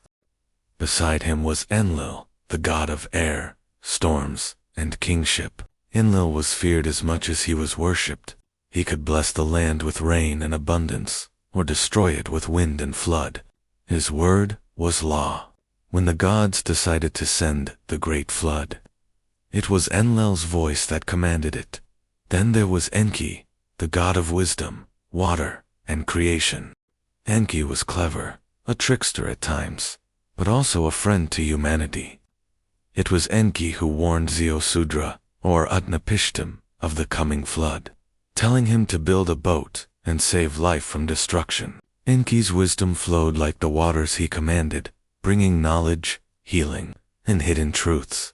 Inanna, goddess of love, fertility, and war, was the most complex of all. She was both beautiful and terrifying, a bringer of desire and destruction. Inanna's temple in Uruk was one of the richest and most powerful institutions in Sumer. Her myths speak of passion and violence, of descent into the underworld and triumphant return. To the people, she was a force they could not control, but one they depended on for fertility in the fields, victory in battle, and life itself. These were the great gods, but there were many more. Nana, the moon god, watched the night skies. Utu, the sun god, brought justice and light. Ninursag, the mother goddess, gave birth to mountains, rivers, and living creatures. Each city had its patron deity, a divine protector who watched over its walls. To live in Sumer was to live surrounded by gods. The Sumerians believed the gods shaped humanity itself. One myth tells how humans were created from clay, mixed with the blood of a slain god. They were made to serve, to carry the burden of labor that the gods themselves no longer wished to bear. Humanity's role was clear: to provide food, offerings, and devotion, to maintain the temples, and to keep the gods satisfied. In return, the gods allowed the world to continue, but the gods were not always merciful. They could be unpredictable, jealous, and cruel. A city might thrive for years under divine favor, only to be struck down when the gods grew angry. Drought, plague, or invasion could be seen as punishment. Kings were judged not only by their power, but by their ability to keep the gods pleased. Every success was proof of divine blessing. Every failure was a sign of divine wrath. This belief gave the priests immense power. They spoke for the gods, interpreting omens, dreams, and signs in the stars. They performed sacrifices, offered food and drink, and kept the rituals alive. In the temples, they recorded the will of the gods on clay tablets, creating the first libraries of religious thought. To disobey a priest was to risk disobeying the gods themselves. But who were these gods, truly? Were they only myths, born from the imagination of a people struggling against a harsh world? Or were they something more, memories of beings who once walked among men? The Sumerians describe the gods in ways that feel strangely human. They quarreled, they loved, they punished, and they rewarded. They ruled not only the heavens, but also the cities, dwelling in their temples, demanding loyalty and service. Some myths describe them descending from the sky, arriving in ships that shone like the sun. Others speak of them giving humanity the gifts of writing, kingship, and law. The Sumerians never doubted their existence. To them, the gods were real, and their power was absolute. And yet, there are hints of something more mysterious. The gods lived forever, but they depended on human offerings. Without food and drink brought to the temples, they grew weak. Without devotion, their power seemed to fade.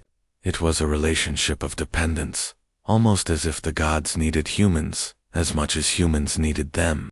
What kind of beings were these, that they could be so powerful, and yet so reliant on mortal worship?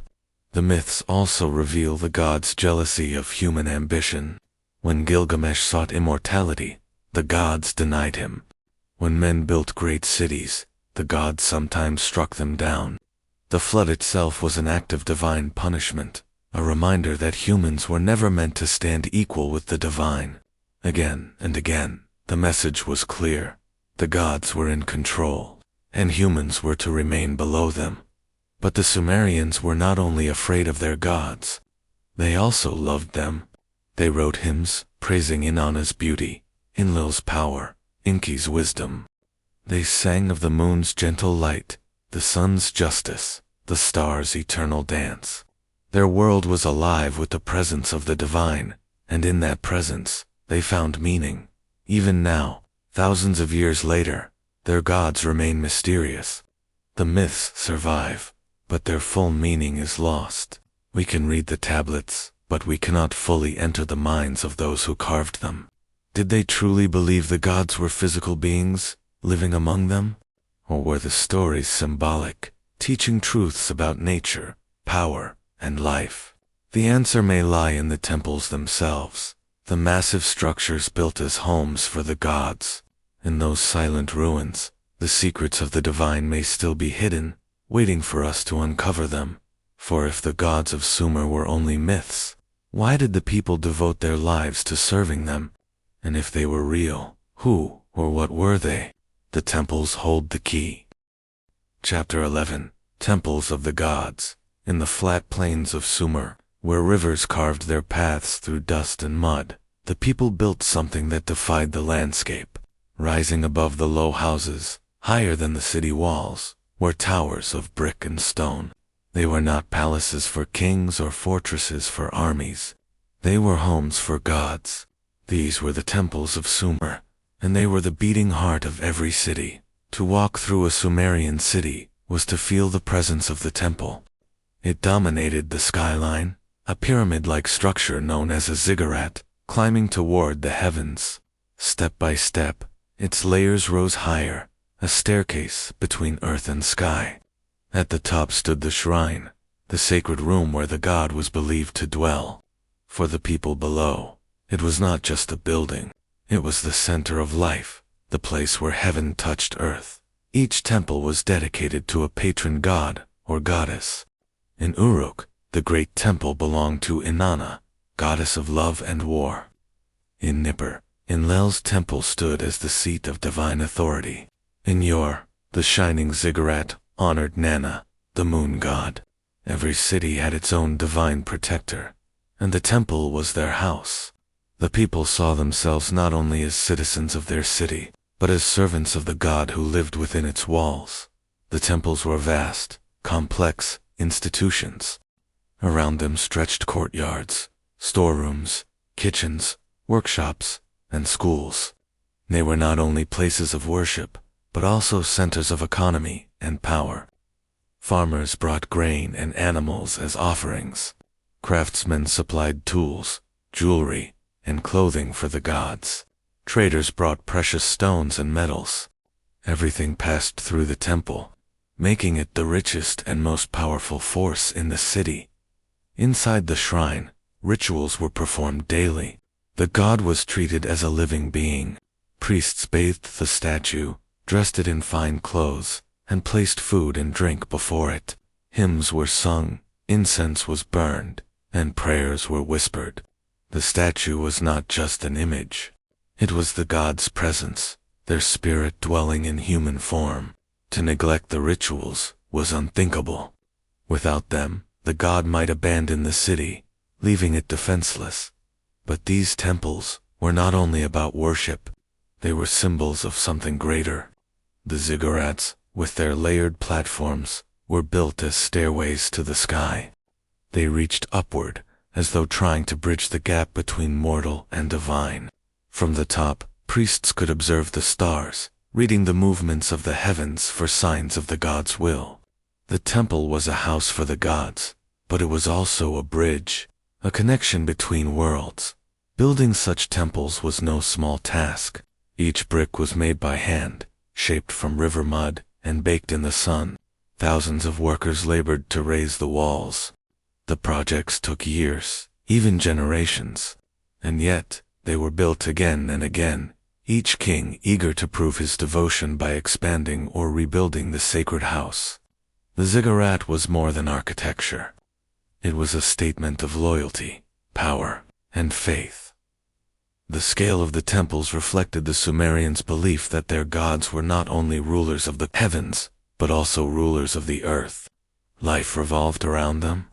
Crops were planted according to rituals. Wars were fought in their name. Festivals celebrated their power. The temple was the city's heart, its treasury, its law court, and its sanctuary. But there was a darker side. To maintain the temples, the people were taxed heavily. Farmers gave a portion of their harvest, shepherds gave animals, craftsmen gave labor. The temple owned land, slaves, and vast herds. Its priests controlled wealth greater than any king. To serve the gods often meant serving those who claimed to speak for them. Still, for the ordinary people, the temple was hope. In times of famine, they prayed for the gods to bring rain. In times of war, they prayed for protection. In sickness, they prayed for healing. The temple stood as a promise that the gods were near, listening, watching, guiding their lives. The rituals inside the temples were shrouded in secrecy. What happened in the innermost shrine was known only to the high priests. Ordinary people were not allowed to enter. They could gather in the courtyards, bring offerings, and join festivals. But the true presence of the god was hidden. This mystery gave the temple its power. It was a place of awe, where the invisible world touched the visible. And yet, behind the devotion, questions linger. Who were these gods that demanded daily meals, clothing, and luxury? Why did they need temples built of brick and stone?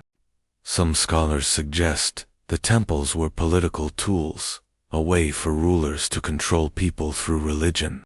But the myths tell another story, of gods who truly lived among humans, walking into the temples, dwelling in the shrines, speaking through the priests.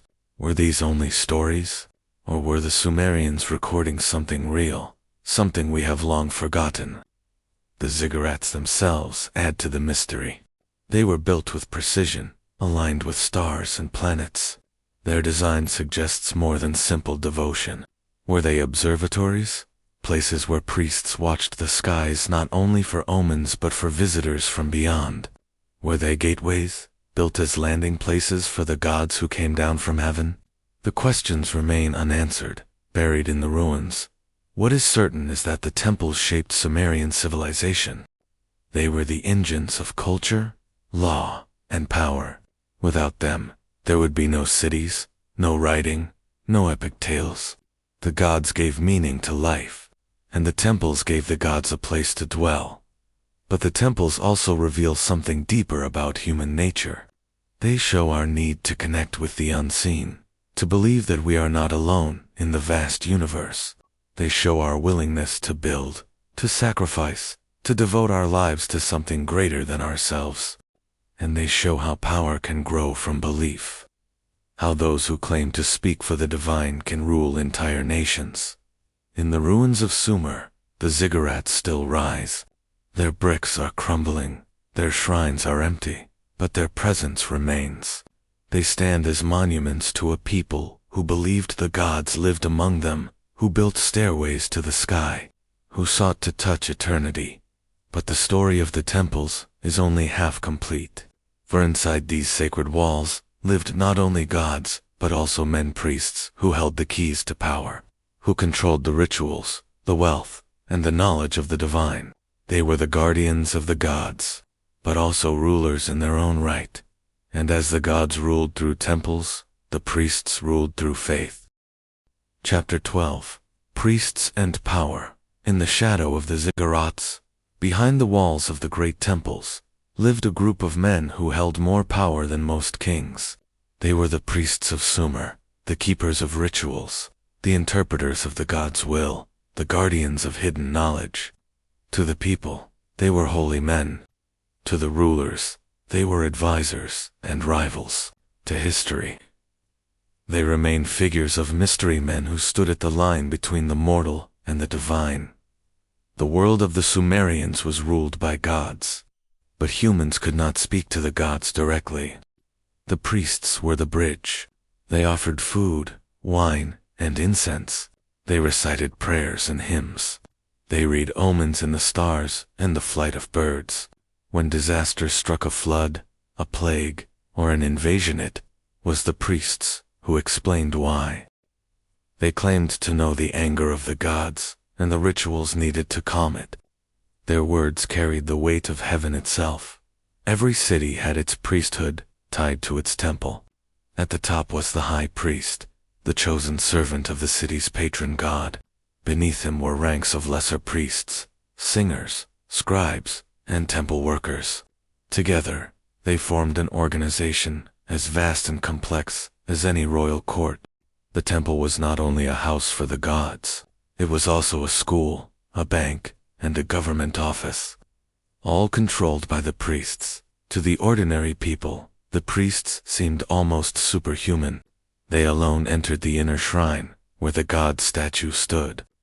They alone touched the sacred objects, recited the hidden names, and carried out the secret rites. What happened behind the doors of the temple was known only to them. This mystery gave them immense authority, but their power was not only spiritual. The temples owned land, slaves, and wealth. Farmers worked temple fields, herders tended temple flocks, and craftsmen made goods for temple stores. Taxes flowed into the temple coffers, controlled by the priests. Grain, silver, wool, and oil were recorded on clay tablets and locked away in temple storerooms. In many cities, the temple was richer than the palace. This wealth made the priests rivals of the kings. While kings ruled through armies, the priests ruled through faith. The people feared the gods more than they feared soldiers. A king could command obedience, but a priest could command belief, and belief was stronger. It was invisible, yet unbreakable. To defy a priest was to risk defying the gods themselves. The relationship between kings and priests was always tense. Some rulers allied themselves closely with the temple, claiming to rule by divine appointment. Others clashed with the priesthood, seeking to control or weaken them. But no king could ignore them. Without the blessing of the priests, his reign would be cursed. Every coronation, every battle, every new building began with rituals led by the priesthood. The priests also controlled knowledge. They were the first scribes, the men who carved cuneiform into clay.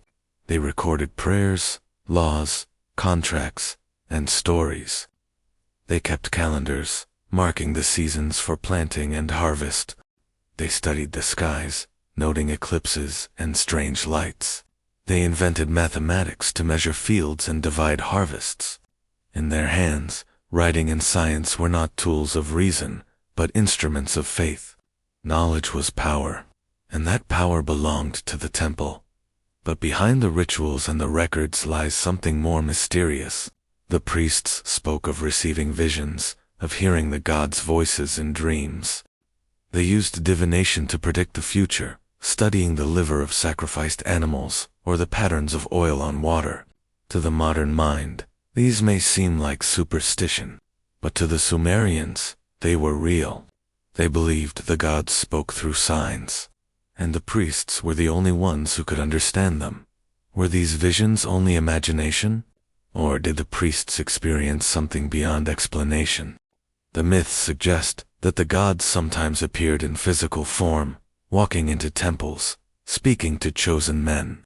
If that was true, then the priests may not have been only interpreters of belief. They may have been witnesses to something extraordinary. The hidden rituals of the temples remain a mystery. We know fragments, prayers, hymns, offerings, but much has been lost. What secret rites were performed in the night, deep in the shrine? What knowledge was whispered from priest to priest, never written down? Did they guard only myths, or did they keep older truths, handed down from a forgotten age? The power of the priests shaped Sumerian life in every way. They decided when festivals would be held, when fields would be planted, when armies would march. They blessed marriages, judged disputes, and oversaw funerals. From birth to death, the people lived under their authority, and yet, for all their power, the priests were also servants. They were bound to the gods, slaves to rituals that could never end.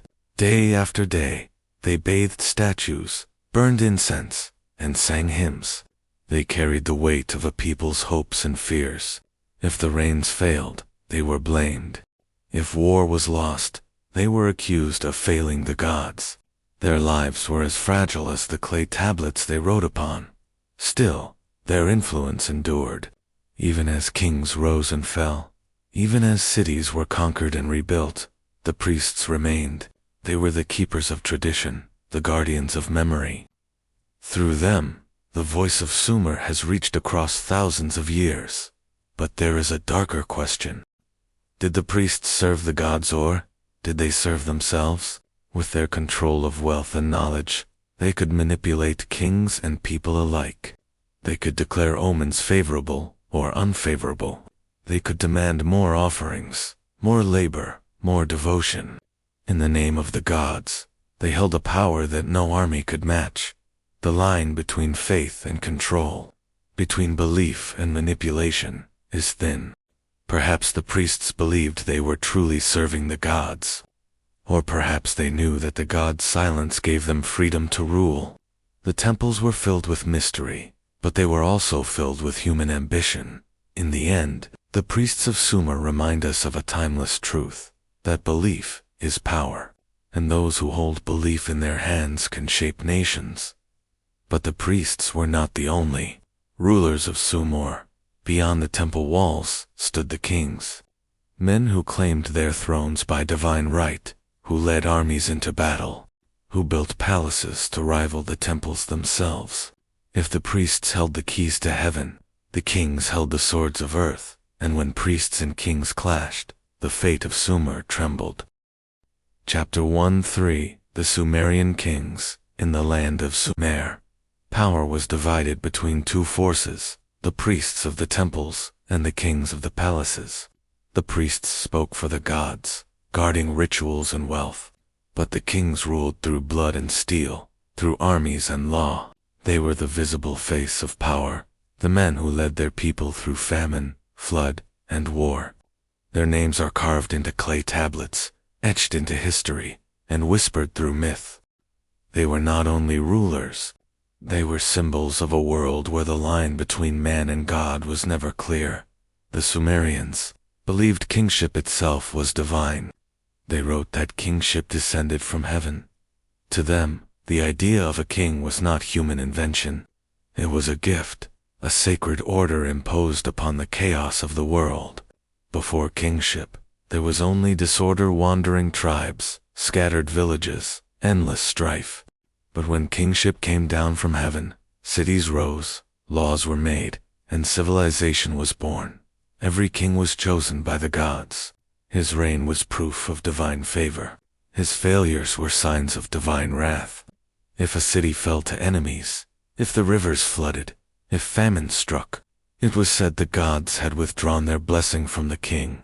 He was at once powerful and fragile, feared and watched by all. The earliest kings were remembered in the Sumerian king list, that strange and haunting record of rulers. Some reigned for lifetimes beyond imaginations of thousands of years. Whether these numbers were symbolic, mythic, or records of something lost to time, they set the tone for kingship in Sumer. The king was more than a man. He was a bridge to the divine. Among the first remembered kings was Etana of Kish, called the shepherd, who ascended to heaven. His story tells of a man chosen by the gods, lifted into the skies on the back of an eagle, searching for the plant of birth that would grant him an heir.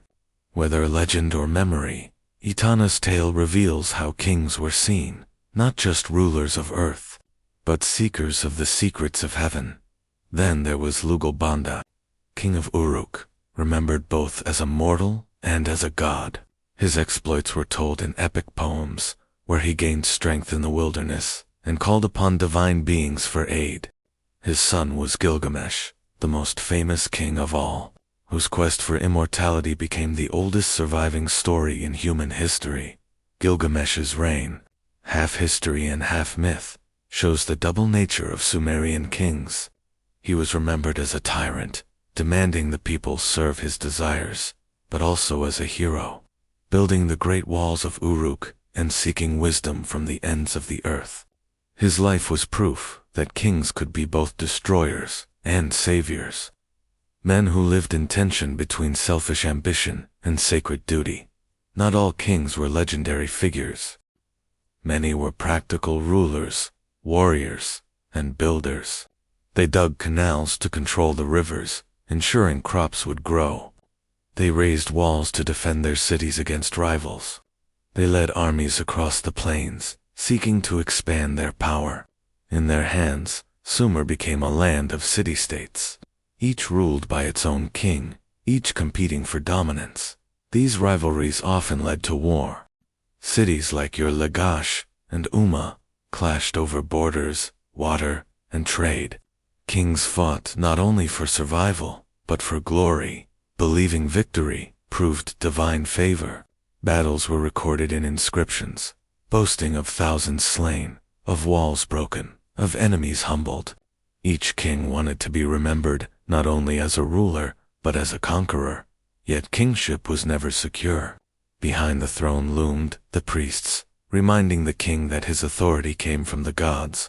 If the king defied the temple, his reign could crumble. If the people lost faith in his divine favor, rebellion could rise. The balance of power was delicate, always shifting, always uncertain. Despite this, the kings of Sumer left a legacy that shaped the world. They created the first codes of law, carved into clay for all to see. They organized armies, taxes, and labor forces. They built cities that stood for centuries, and they preserved their names in tablets, lists, and myths, ensuring they would not be forgotten. But there is a mystery within the king list that still haunts scholars today. Before the Great Flood, it records kings who ruled for tens of thousands of years. After the flood, reigns became shorter, closer to human lifespans.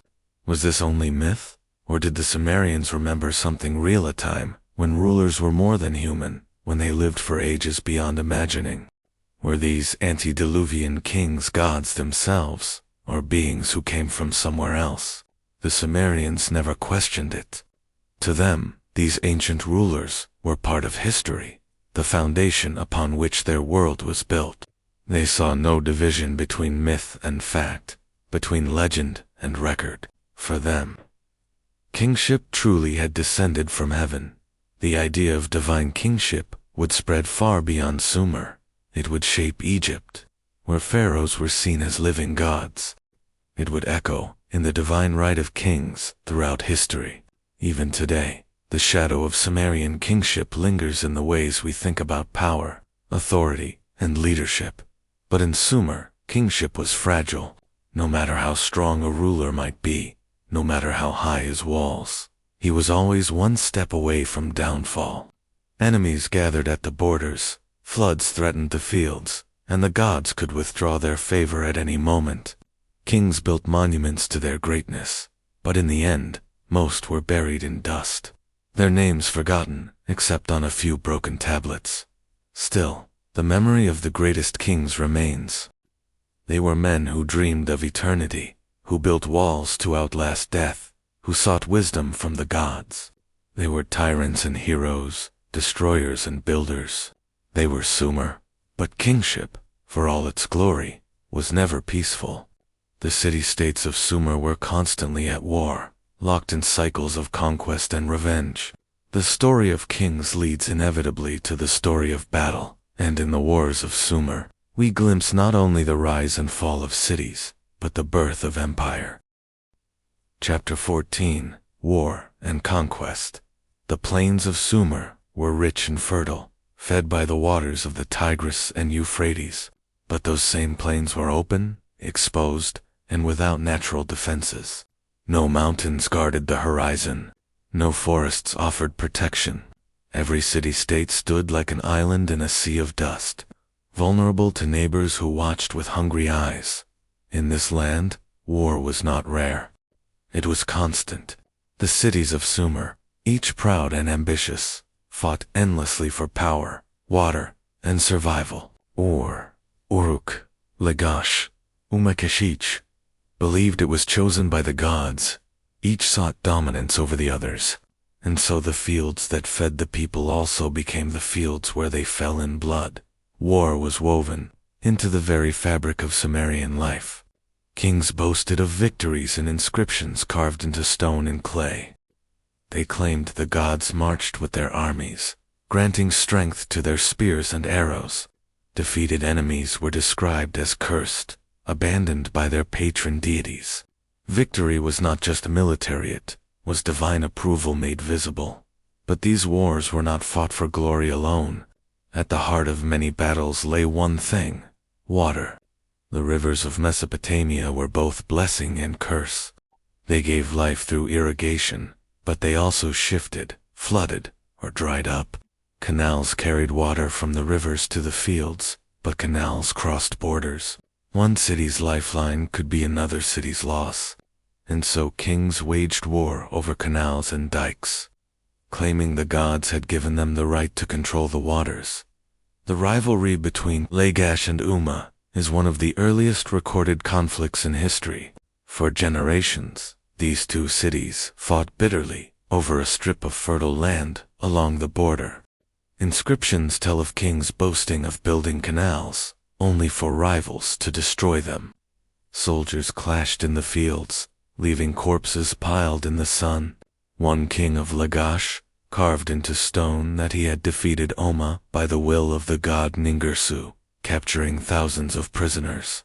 But Umma rose again, and the struggle continued.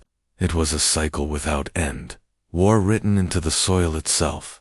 The weapons of Sumer were simple, but deadly. Soldiers carried spears, axes, and daggers of bronze. Archers loosed arrows from afar. Shields of wood and leather gave some protection, but the fighting was brutal and close. Armies marched in tight formations, ranks of spearmen braced against charges. The chariot, pulled by donkeys, gave commanders speed and mobility on the battlefield. War was not just fought with men, but with the sweat of laborers who built walls, dug canals, and carried supplies. Kings were expected to lead their armies. To be a ruler in Sumer was to be a warrior. Inscriptions show kings holding weapons, striking down enemies, trampling captives beneath their chariots. Their victories were carved into monuments, a warning to rivals, and a reminder to their own people that the gods had chosen them. Defeat, however, was disastrous. A king who lost in battle risked losing not only his throne, but also the favor of the gods.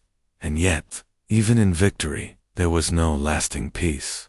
Cities rose and fell, conquered and rebuilt.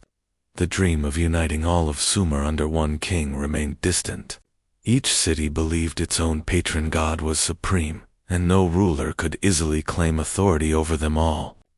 The land was fractured, a patchwork of rival powers locked in endless struggle. Still, war shaped Sumerian civilization in profound ways.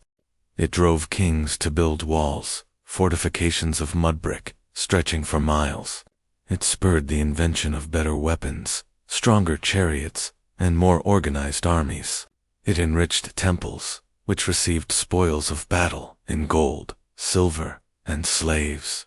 And it spread stories of heroism and terror, stories that would inspire the first epic poems. But war also left scars. Fields were trampled, canals destroyed, cities burned. Farmers were dragged into armies, leaving their families hungry. Plague often followed in the wake of war, as corpses rotted in the heat and disease spread among the survivors. To live in Sumer was to live with the knowledge that war could come at any time. That peace was always temporary. Over time, some kings dreamed of more than victory. They dreamed of empire. They sought not just to defeat their neighbors, but to unite the land, to bring all of Sumer under one crown. This dream was dangerous, for it challenged the balance of power, threatening the independence of every city-state. Yet it was a dream that would one day be realized. For in the shadows of Sumer, a new power was rising. To the north, beyond the Sumerian heartland, another people watched and waited. They were the Akkadians, speakers of a different tongue, led by a man of ambition, unlike any the world had seen. He would march into Sumer, conquer its cities, and forge the first empire in human history. But before the rise of the Akkadians, the wars of Sumer revealed something deeper about human nature. They showed how belief and ambition could drive men to endless struggle. how the thirst for water, land, and power could lead to bloodshed again and again. They showed how fragile civilization was, how easily it could be broken by the clash of armies. The ruins of Lagash, Homa, and countless other cities still bear the marks of battle. Their walls are shattered, their tablets cracked, their gods forgotten. Yet their struggles shaped the course of history, laying the groundwork for something larger. For in the dust of their wars, the seeds of empire were planted. The kings of Sumer dreamed of unity, but failed. Their cities remained divided, their wars unending. It would take an outsider, a conqueror with vision and ruthlessness, to succeed where they could not. His name was Sargon of Had, and his shadow would fall not only on Sumer, but on the entire ancient world. Chapter 15: The Akkadian Shadow. The wars of Sumer left the land exhausted. Cities fought endlessly, rising and falling in cycles of conquest and defeat. No king could hold power for long. No city could truly unite the south. In the chaos, the dream of peace seemed impossible. But while the kings of Sumer battled each other, a new force was gathering strength in the north. They spoke a different language. They followed different traditions. Yet they looked south with ambition. These were the Akkadians. The Akkadians were Semitic people, their tongue distinct from the Sumerian language. They lived in the regions north of the great Sumerian cities, close enough to learn from them, but separate enough to remain outsiders. For centuries they had interacted with Sumer through trade, marriage, and war. They absorbed Sumerian culture, its writing, its gods, its ways of building and ruling. But they remained a different people, waiting for their moment. That moment came with a man named Sargon. Sargon of Akkad is one of the most mysterious figures in history. His origins are wrapped in legend. Later stories tell he was born the son of a priestess, placed in a basket, and set afloat on a river. Rescued and raised by humble hands, he grew to serve a king as a cupbearer. But from that lowly position, Sargon seized power. He overthrew his master and built a new city, Akkad, the seat of his dynasty. From Akkad, Sargon began his conquest of Sumer. He was not content with ruling one city. His vision stretched further. He wanted an empire, one ruler above all others. With disciplined armies, he marched south. One by one, the great cities of Sumer fell before him. Uruk, Lagash's cities, that had once boasted of their strength, now bowed to Sargon's power. He claimed kingship not only of Akkad, but of all Sumer. Sargon's genius was not only military. He understood the art of control. He left local rulers in place but demanded loyalty. He stationed trusted officials across the land. He organized trade routes that stretched beyond Mesopotamia, reaching into Anatolia, the Levant, and even the Persian Gulf. For the first time in history, the scattered city-states of Sumer were bound together under one crown.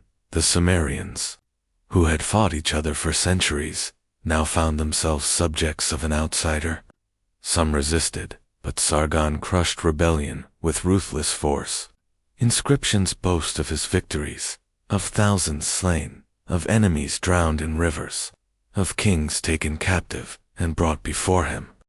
His power seemed unstoppable, but with conquest came fear.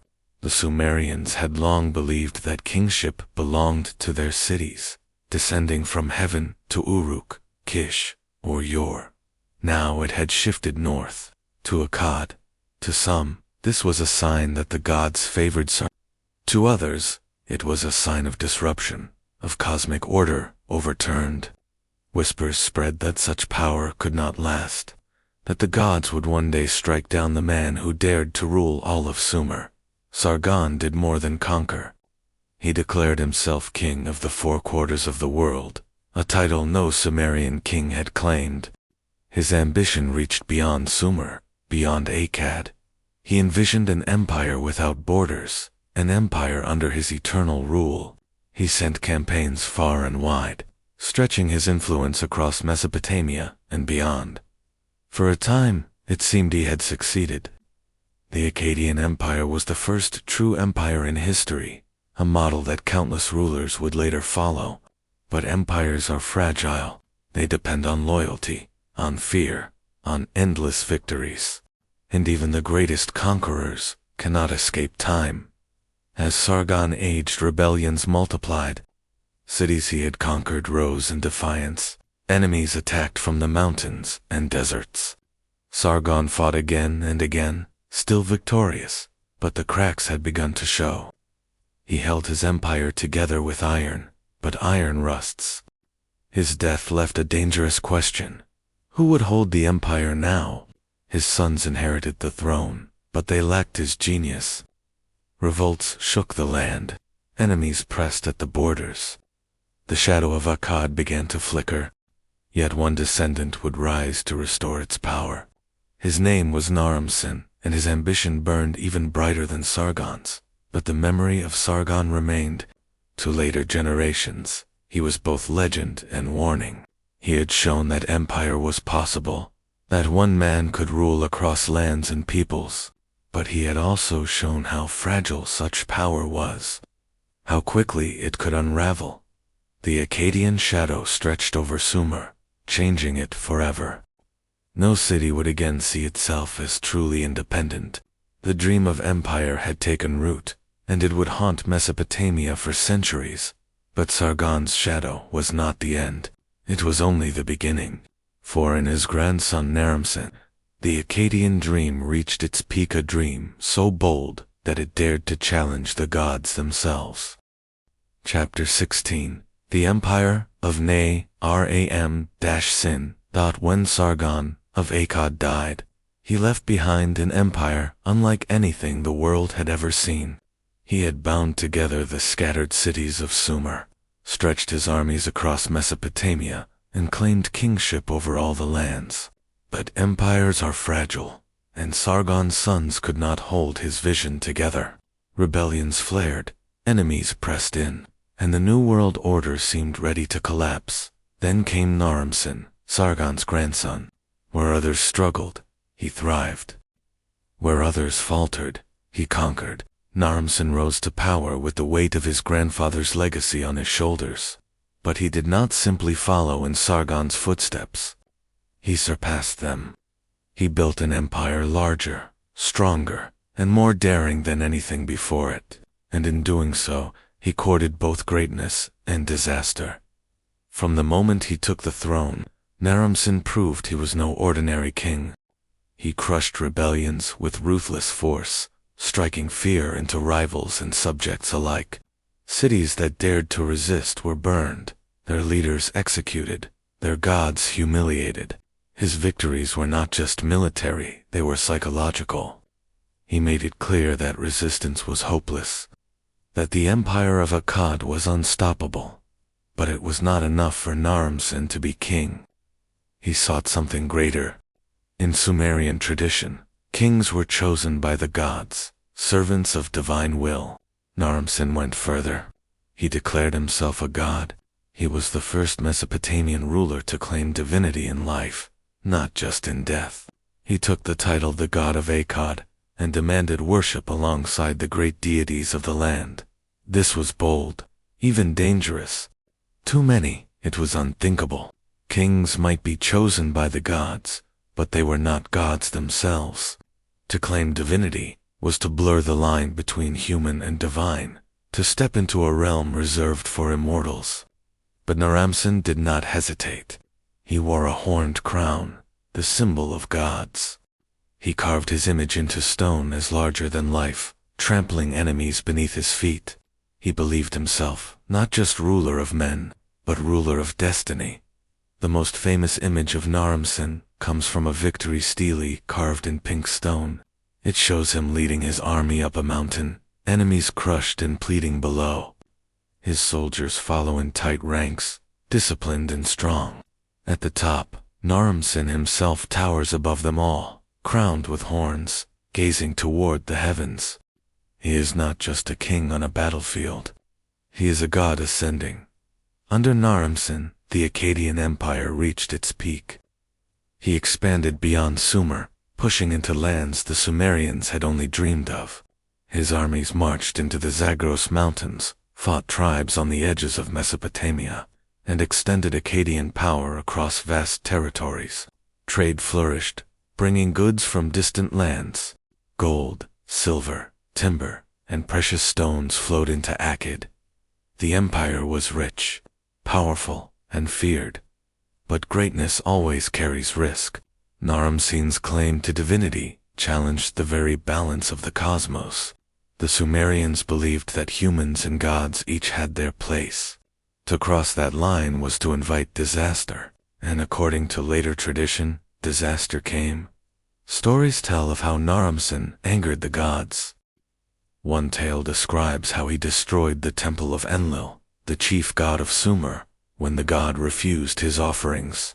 In his rage, Naram-Sin defied the divine order, striking at the very house of heaven. The punishment was swift and merciless. The gods turned against him. The empire that had seemed eternal began to crack. Rebellions broke out again, fiercer than before. Enemies pressed in from every side.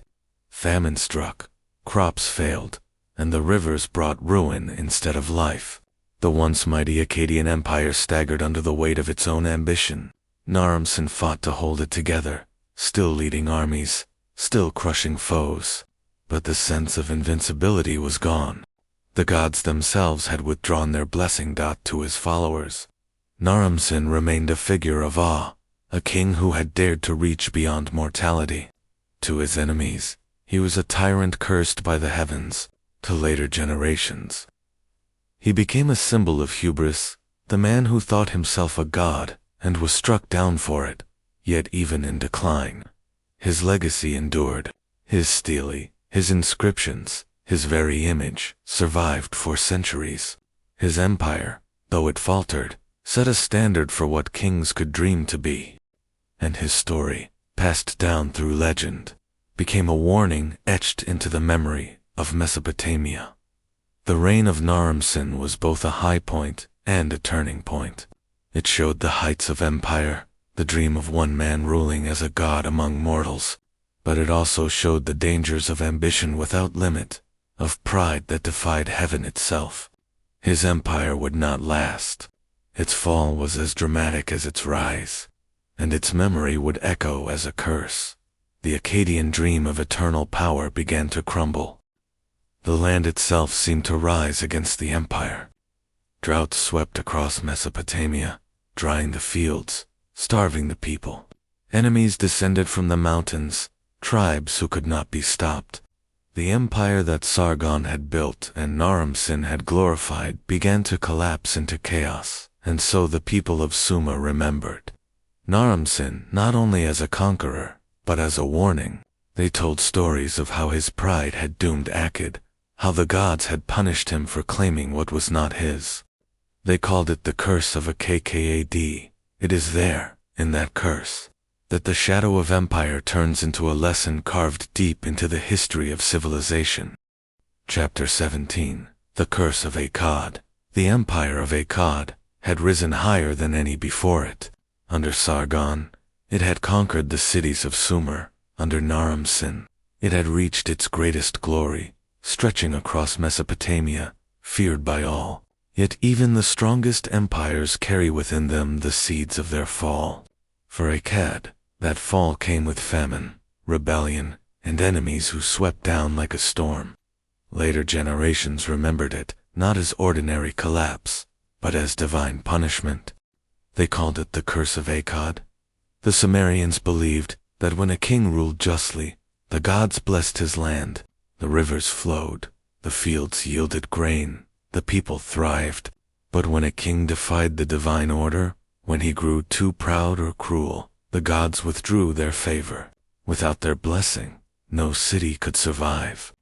The fall of Akkad was remembered in this way not as chance, not as weakness, but as a curse from heaven itself. A poem survives from long after Akkad's fall, called the Curse of Akkad. It tells how, in his arrogance, brought ruin upon his empire. In the story, Naram-Sin offered sacrifices to the god Enlil, asking for guidance, but the god gave no answer.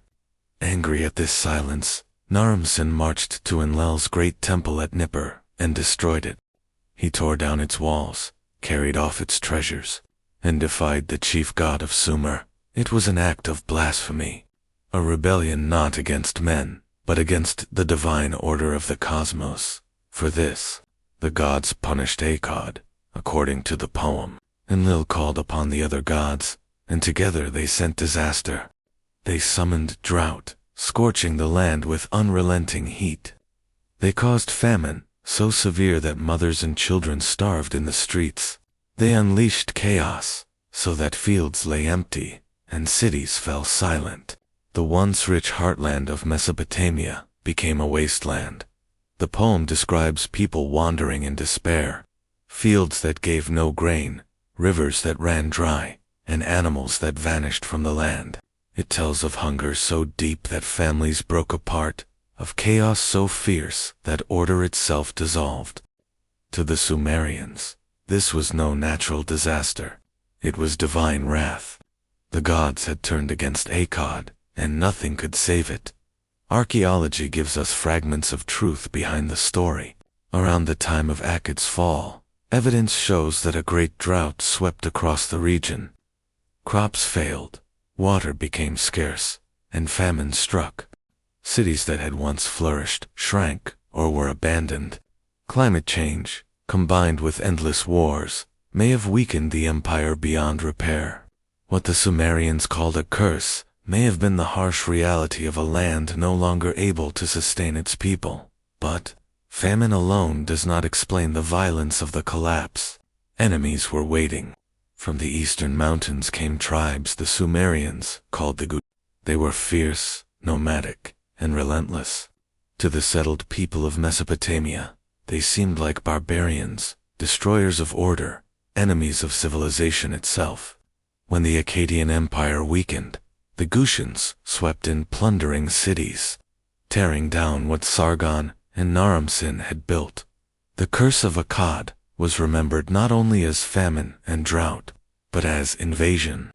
The gods had opened the gates to chaos, letting wild tribes pour into the land. The empire, once so mighty, could not withstand the storm. Akkad fell, and with it the dream of unity under one throne. For the Sumerians, this collapse was terrifying. They had lived under the shadow of Akkad, under kings who claimed power over all lands. Now, that power was broken. The cities of Sumer were left exposed, vulnerable to the Gutians, and to one another. Order had dissolved, and the memory of greatness turned into a warning. The curse of Akkad lived on in story, passed down through centuries. It was a tale of hubris and downfall, of a king who thought himself a god and was punished by heaven. It was a reminder to all rulers that power was not their own, but a gift from the divine, a gift that could be taken away in an instant. In later times, scribes copied the poem, repeating its lesson again and again. They wanted future kings to remember Naram-Sin's fate, to never repeat his arrogance. The story was more than history, it was a moral, a warning carved into the collective memory of Mesopotamia. Yet the curse was more than a story. Its shadow was real. Akkad was gone. Its cities were ruined. Its people scattered. Its power erased. The once mighty empire had crumbled, leaving only broken walls and scattered tablets in the dust. But in the silence after Akkad's fall, something darker came. The Gutians, the so-called barbarian tribes of the mountains, descended upon Sumer. They did not build. They did not preserve. They plundered. They destroyed. They left chaos where there had once been order. To the Sumerians, they were the embodiment of the curse, the living agents of divine wrath. For nearly a century, the Gutians ruled over Sumer. It was remembered as an age of darkness, a time when kingship had been lost, when order had crumbled, when civilization itself seemed ready to vanish.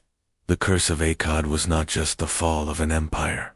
It was the beginning of a nightmare that would haunt Sumer for generations. Chapter 1:8 The Gutian Invasion. The fall of Akkad left a void. The empire that had once united Sumer was shattered, its people scattered, its gods silent. Into this void came chaos. From the Zagros Mountains in the east, tribes the Sumerians called the Gutians descended upon the plains. To the settled people of Mesopotamia, they were a nightmare made flesh-wild, ruthless, and unstoppable. Their arrival marked a time remembered as one of the darkest in Sumer's long history. The Gutians were not like the Sumerians. They had no great temples, no mighty cities, no written language carved into clay. They lived in the mountains as herders and warriors, moving with their flocks, hardened by a life of scarcity. When famine struck the lowlands, when Akkad collapsed, the Gutians poured down like a flood. To the people of Sumer, they were barbarians who brought nothing but destruction. Sumerian texts speak of the Gutians with fear and hatred. They are described as people who knew no proper rituals, who respected no gods, who destroyed fields and cities without understanding their value. One tablet calls them people who do not know grain, meaning they lived outside the agricultural order that defined Mesopotamian life. They were seen as chaos itself and civilization, tearing down what generations had built. When the Gutians came, they struck swiftly. They toppled what remained of Akkadian power, plundered cities, and broke the fragile balance of Sumerian city-states. Kingship, which the Sumerians believed had descended from heaven, was lost. Instead of powerful kings ruling with the blessing of the gods, there was only confusion. Gutian chieftains ruled over the land, but their power was unstable. Their rule feared rather than respected. The Sumerians remembered this as a time of misery. Crops failed, trade routes collapsed, and famine returned. With no strong rulers to maintain canals and irrigation systems, fields turned to dust. The great temples fell into disrepair, their rituals neglected, their priests powerless. The order of the gods seemed broken, replaced by the law of the sword. For nearly a century, the Gutians dominated Sumer, but domination is not the same as rule. They could conquer cities, but they could not sustain them. They could plunder temples, but they could not replace what they destroyed. Their power was built on fear, and fear alone cannot last forever. Slowly, resistance grew. Some Sumerian cities, even under Gutian pressure, clung to their traditions. They preserved the rituals of the gods, kept their tablets safe, and waited for the time when kingship would return. Among them was the city of Uruk, where leaders began to dream of restoring order. The Gutians became infamous for their inability to govern. Later, Sumerian scribes mocked them as ignorant, calling their kings incapable of leadership, their reigns short and chaotic. Lists of Gutian rulers show a blur of names, many reigning only briefly, a sign of instability. Unlike the grand dynasties of Sumer or Akkad, the Gutians had no lasting legacy, only terror and destruction. But even terror has an end. Over time, the Gutians grew weaker. They had stretched themselves thin, ruling over a land they did not truly understand. The Sumerians, though broken, were not destroyed.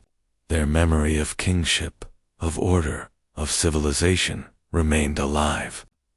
That memory gave them strength, and slowly, the will to resist returned. One leader emerged to challenge the Gutians, Utuhegel of Uruk. He called upon the old gods, claimed their blessing, and led the people in rebellion. His inscriptions tell of how he fought the Gutians, defeating their armies and driving them from the land. It was the beginning of liberation, the start of a revival that would bring Sumer back from darkness. The fall of the Gutians did not come in a single battle, but in a long struggle. City by city, the Sumerians reclaimed their freedom. The chaos of the Gutian age gave way to a new order, as Sumerians looked once more to their gods and their kings to restore balance. In time, the Gutians retreated to the mountains, leaving behind only ruins and a legacy of fear. To the Sumerians, their departure was more than victory. It was proof that the curse had lifted, that the gods had forgiven them, that kingship had returned from heaven. The darkness of the Gutian age had ended, and the light of civilization was reborn. but the scars remained. The memory of invasion, famine, and collapse lingered in the minds of the people. The Sumerians knew how fragile their world truly was, how easily it could fall to ruin. The Gushans had shown them the edge of chaos, and that memory would never fade. In the centuries that followed, scribes continued to write of the Gushan age with bitterness. They called it a time when nothing was organized, when fields produced no grain, when kingship was forgotten. The Gushans became a symbol of disorder, a warning of what happens when civilization breaks down. And yet, out of this darkness came renewal. The people of Sumer, battered but unbroken, would rise again. Kingship returned, stronger than before. Cities would be rebuilt, temples would rise, and from the ashes of chaos, a new golden age of Sumer would emerge. The Gujians were remembered as destroyers, but they were also the shadow that made the return of light possible. Their invasion was the storm before the calm, the darkness before the dawn. For after them came the great revival, when Sumer once again reached for greatness. The time of misery was ending. The time of rebirth was about to begin. Chapter 19. The Sumerian Revival. The Gushan Age was remembered as chaos. Fields dried, canals crumbled, temples were abandoned, and kingship was lost. For nearly a century, the people of Sumer lived under the shadow of fear, ruled not by wise kings, but by raiders who plundered and destroyed. It was a time when the voice of the gods seemed silent, when order itself had collapsed. Yet from this darkness came a spark.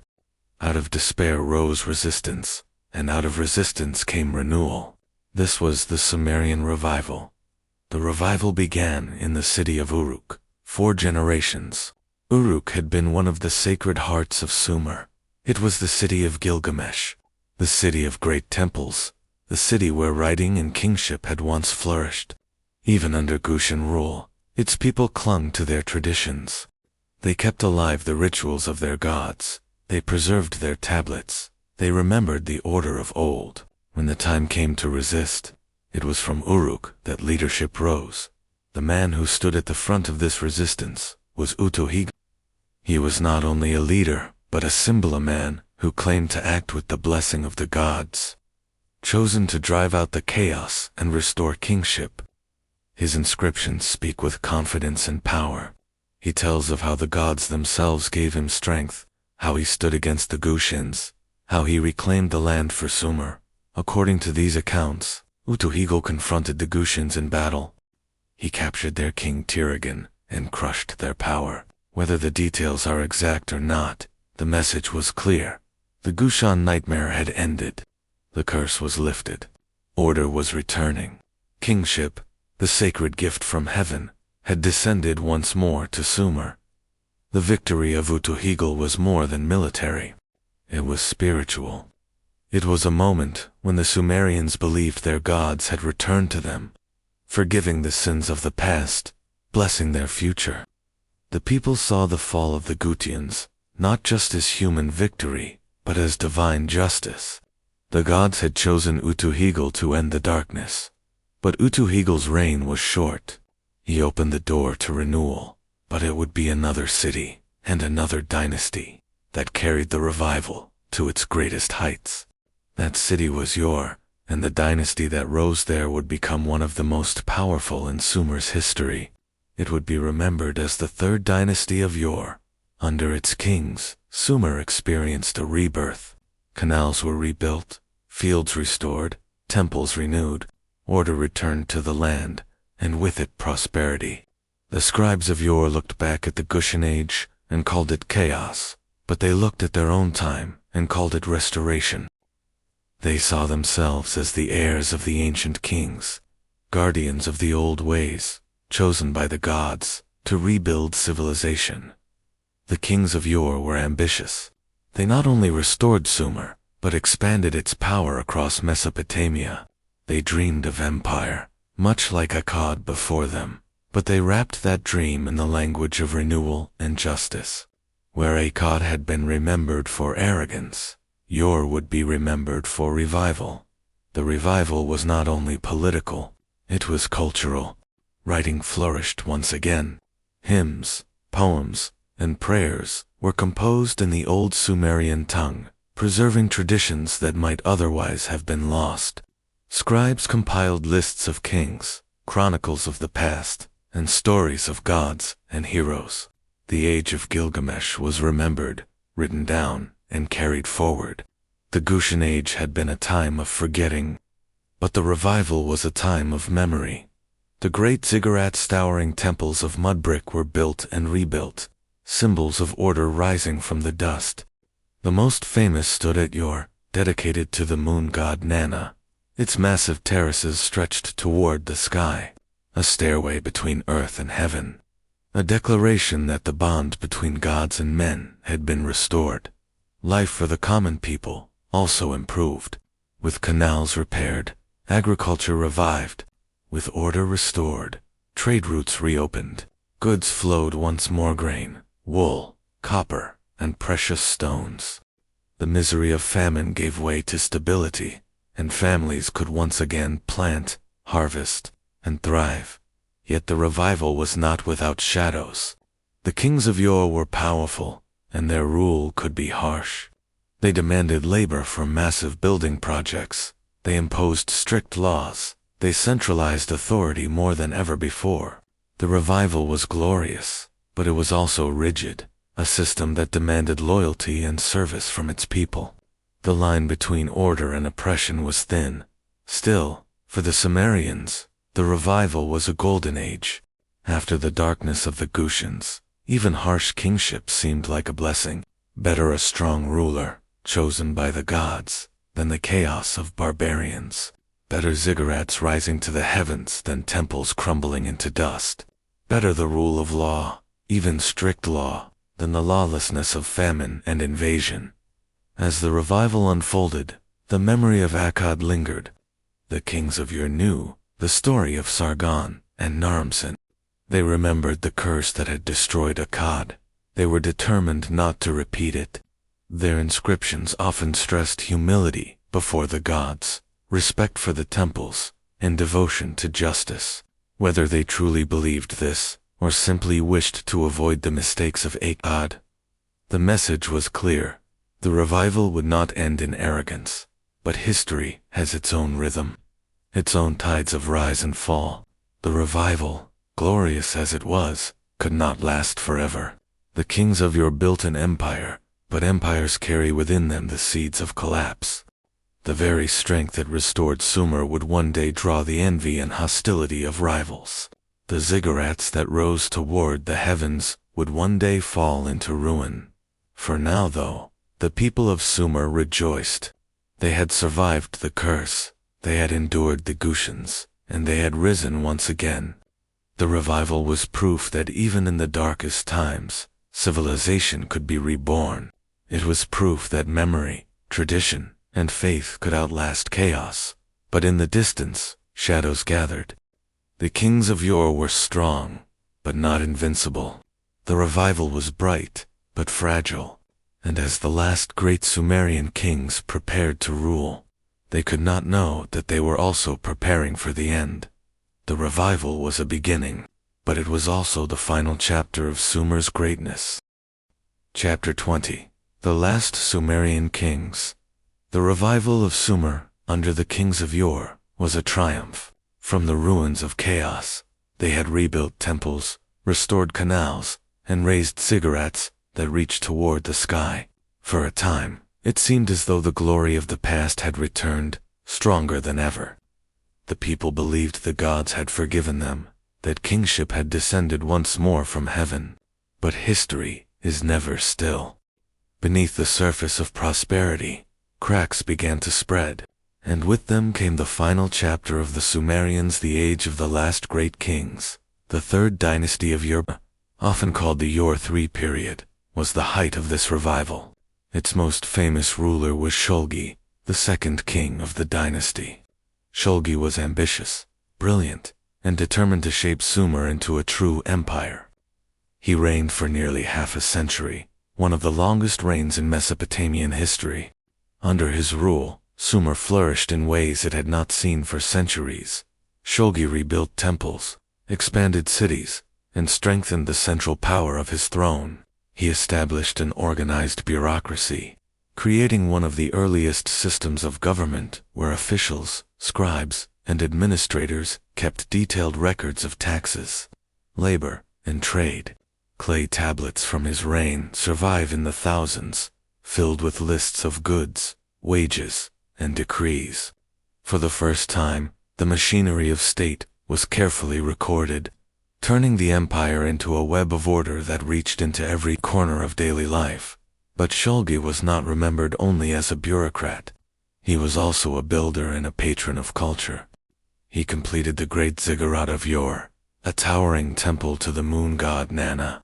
Built of mud brick and rising in terraces like a mountain of stone, he claimed to be favored by the gods, chosen to maintain order, the living representative of divine will. Hymns praise him as a wise king, a brave warrior, and even as a man of divine qualities. Yet Shulgi's ambition reached beyond devotion. Like Naram-Sin of Akkad before him, he declared himself divine. He ordered his subjects to worship him as a god during his lifetime. Some obeyed out of loyalty, others out of fear. To later generations, this claim of divinity carried the echo of arrogance, the kind that had once brought Akkad to ruin. Still, during Shulgi's reign, the empire held strong, but no king rules forever. After Shulgi's long reign, his successor struggled to maintain what he had built. The system he created was vast, but fragile, requiring constant control and resources. When strong kings ruled, the machine functioned. When weaker kings followed, it began to falter. Enemies circled the empire.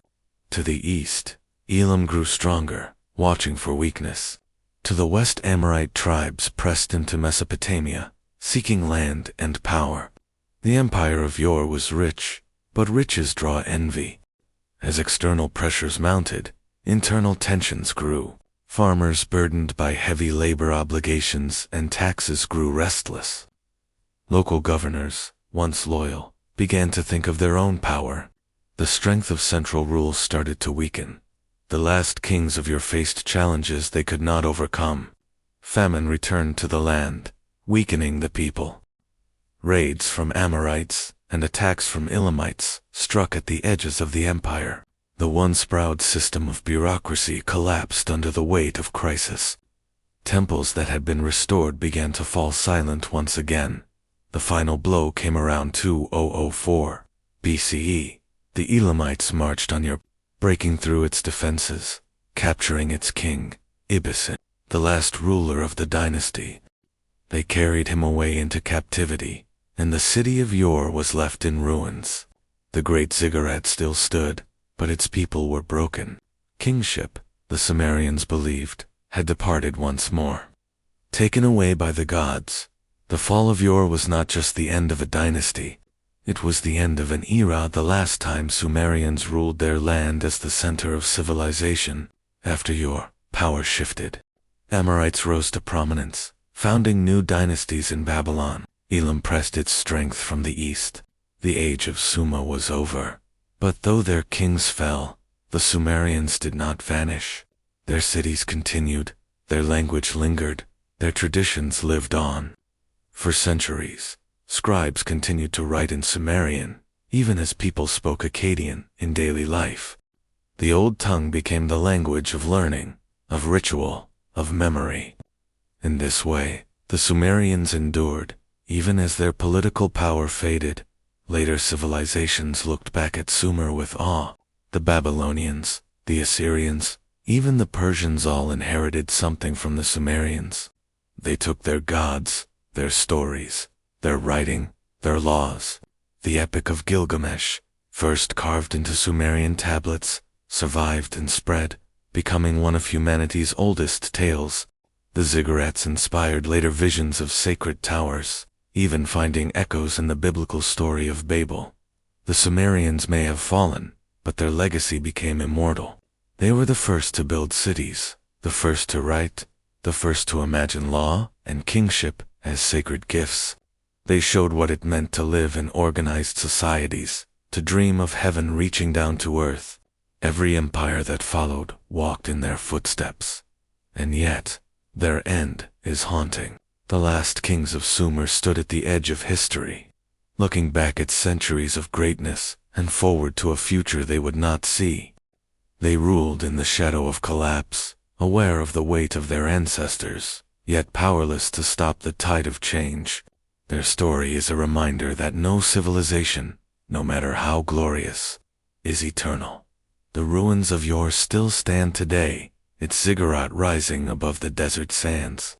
Tourists walk where priests once prayed, where scribes once pressed signs into clay, where kings once proclaimed themselves chosen of the gods. The city is silent now, but its stones whisper. They whisper of the last kings who tried to hold on to glory, of the people who endured famine and war, of the gods who seemed to turn away, and of the legacy that outlived them all. The story of the Sumerians does not end in despair. It ends in transformation. They were the first, and though they fell, what they began lived on. The Sumerians gave humanity its first vision of civilization, and even as their last kings were carried into captivity, that vision had already taken root across the world. The Sumerians were gone, but their shadow stretched across millennia. Their fall was not an ending, but the beginning of history itself. The Sumerians rose from the mud of Mesopotamia and gave the world its first glimpse of civilization. They built temples that touched the sky, carved words into clay, and dreamed of eternity. But like every great power, their time ended. Their cities crumbled, their kings fell, and their voices were buried beneath the sands of time. Yet their legacy never truly died. Writing, law, myth, the very idea of the city, all of it began with them. And though the Sumerians are gone, their shadow still lingers in the world we live in today. History reminds us that no empire lasts forever, but the stories of those who came before survive, if we choose to remember them.